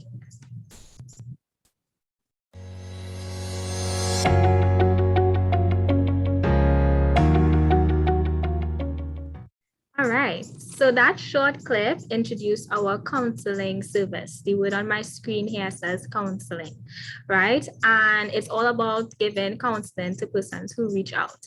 But you may be wondering, okay, Ms. Francis, why would I need counseling? Let me tell you why. So counseling is the best way to get professional help for anything that is troubling you. So let me give you guys a really good example. So when you play outside at home, right, and you accidentally scrape your knee on the pavement or wherever you were running around on, right, mommy could or daddy could fix that up quickly with some alcohol and a Band-Aid, right? But if you sprain your ankle or you twist it, you need to go see a professional, right, immediately, right? Most likely a doctor. So sometimes we see that it's best to see a professional for problems that you or your parents can't sort out on your own, right? And this is why we offer counseling for free. So there are different ways for you to get your counseling. It could be you and your counselor alone, or it could be you, your counselor, your parents, whatever you're comfortable with or whatever is recommended for you, right? There are also different types of therapy offered, such as art therapy. Your parents could request face-to-face counseling sessions for you on our website, or online counseling sessions, right? So if you guys found yourself being pretty interested in what I was talking about, let me show you what you guys can do to get a job that focuses on helping children through talking, through videos, through counseling, stuff like that in the future, right? So the first thing you can do is volunteer. So remember, Childline, we have the Child Ambassador Program. Once you are of the age of 13 years old, you can join the Child Ambassador Program, and you can do this volunteer work throughout secondary school until you graduate secondary school, right? Or you can volunteer at your church or your place of worship, or at local orphanages while you're in secondary school, and that will give you a lot of good experience as well. So once you finish secondary school and you realize, because you've been volunteering, that you're really still interested in doing work like this, right? You can think about getting a degree in a social science subject, right? So what do I mean by a social science subject? What are these social science subjects? These are things like psychology, which is what I have. I have a degree in psychology, in social work and behavioral science, child or youth development, or in counseling. And all of these degrees focus on both understanding both the mind and the environment in order to understand how to help others, right? So now we're coming down to an end with our presentation, and I really want to tell you guys what makes working here at Childline worth it, right? Worth doing. So the reason is because the people who work at Childline are very dedicated to ensuring that children like all of you get the help and the love and the support that you guys deserve, right? And with that being said, you may be wondering, okay, so how do I figure out if making sure that persons get the help and love and support that they deserve is something that I want to dedicate my life to, right? How do I figure that out? Well, what I can say is that the persons who work at Childline are very kind, they're very trustworthy, they're very reliable, and they're very energetic, right? So if any of these words describe you, if anyone asks you, hey, can you describe yourself? And you'll be like, well, I'm kind, I'm trustworthy, you could trust me, right? Stuff like that. Then maybe getting into a field like this could be something for you, right? And one of the best ways to figure out if it's really, really, really for you, you can volunteer, right? That's one of the best ways to find out. Volunteering, actually going into the place where, or in the environment where you would like to work at. If it's with children, you go to a place with children and you volunteer there, right? If it's at church, you go to church and you volunteer there. When you go inside that environment and you realize that you really love being there, then you know that's it's for you, right? So I recommend volunteering, right? Okay, so we've gone down to the end of our presentation, and I would like to ask Miss to help me out with something. There is a survey that I would really like to give to you guys just to see what you've learned from the presentation. You could fill it out after the presentation, you don't need to fill it out now. I'll just send it in the chat here, and it'll be really nice if Miss could send it to you guys on the YouTube chat for you guys to see and fill out. Is that okay? Okay, Miss, I hear you. Yeah, okay. So now that we've reached the end, I'd just like to give you guys our resources. So you could go on our website at childlinett.org. It is spelled CHILDLINETT, a full stop, and ORG. So childlinett.org. And our helpline is the numbers 131. Super easy and simple. 131. Right? And if you like or enjoy watching YouTube, you could go on our YouTube channel, subscribe and like. And our YouTube is at Childline Trinidad and Tobago. We have a Facebook at TT Childline where you can get information from us, right? And our outreach officers post. And on Instagram and Twitter, we have the same handle at Childline_TT. So I'd like to ask Miss if there has been any questions. I would be really happy to answer any questions. Yes, Miss. Thank you so much for your presentation. We have a couple questions in the chat. The first one they're asking is Childline 24/7. Yes, so our helpline, when you call our number at 131, there will be somebody to pick up the phone and talk to you. So you can call us whenever you want, even if it's 2 o'clock in the morning. So they also ask, how long have you been in the Childline service? And do you enjoy working there? I recently got a job here. So I recently got a job here this month, right? So I've only been here for a few weeks and I really enjoy working here so far. I enjoy the things that we do and I enjoy the things that we're planning to do. And you did an excellent job. Someone also asked, how many calls do you all get on a daily basis? An average, I think. Oh, well, I can't give an average since I'm in the outreach service and I don't see the helpline services numbers at the moment, but I know from sitting down and listening to the phone ring that we do get a lot of calls. All right, next question. Are all the staff at Childline volunteers?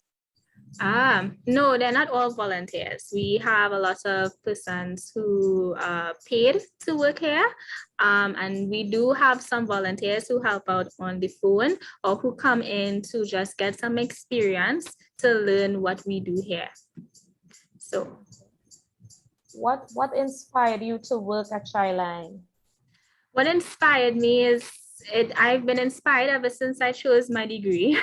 I chose my degree in psychology, and I chose it to eventually use it to help people, to do research and help people learn how to take care of themselves. So when I was offered the chance to work at Childline, I was very happy, because at Childline, that's what you do. You give people the information and the tools that they need so that they can learn how to help themselves.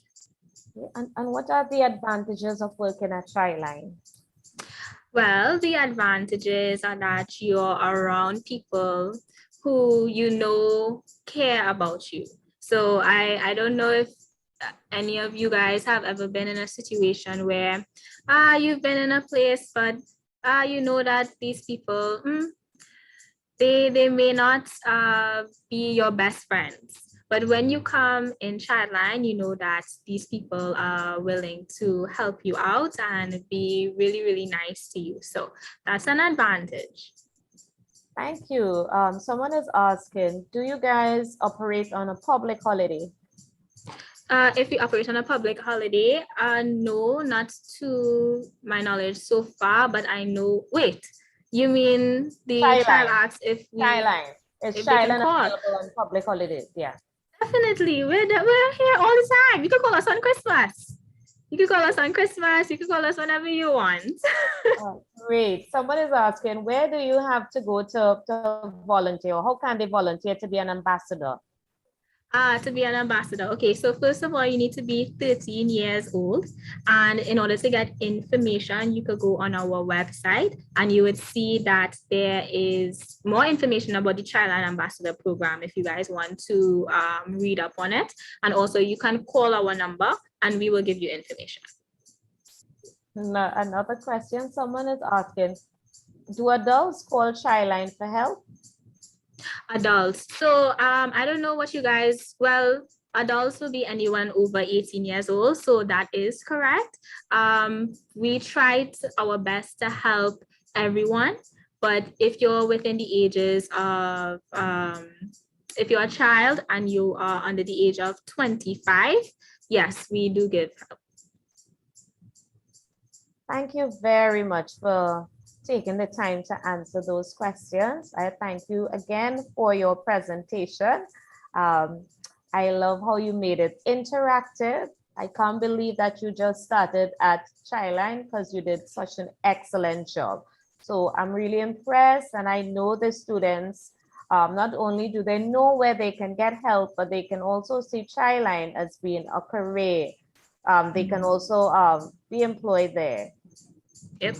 Right, if they want, if they like, as you said, they again, students, I had encouraged them earlier at the beginning of this career fair to let them know that they can match their skills and their personalities and their abilities with careers, so that to know whether or not they are suited for that particular career. So I thank you so much for engaging us today. We see you next time on our next career fair.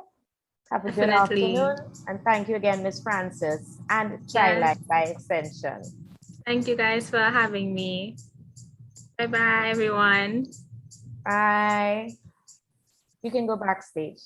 Students, thank you so very much for staying with us. I sincerely want to thank the students and the teachers for staying with us. I hope you guys would have enjoyed your 3 days of career fair. I knew that you guys would have discovered new careers. I know that you would have been exposed to a variety of careers. I also know that you would have been able to match your personality, your skill, and your abilities to careers. And then more than that, some of you might be changing your careers because of the variety you were able to explore.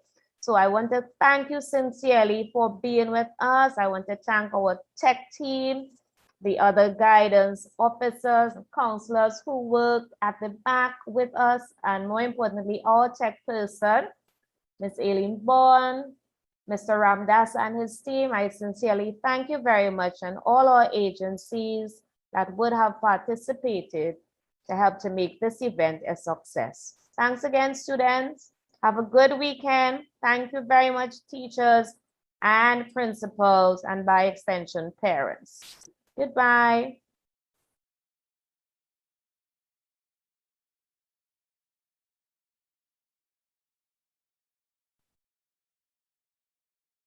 Go backstage.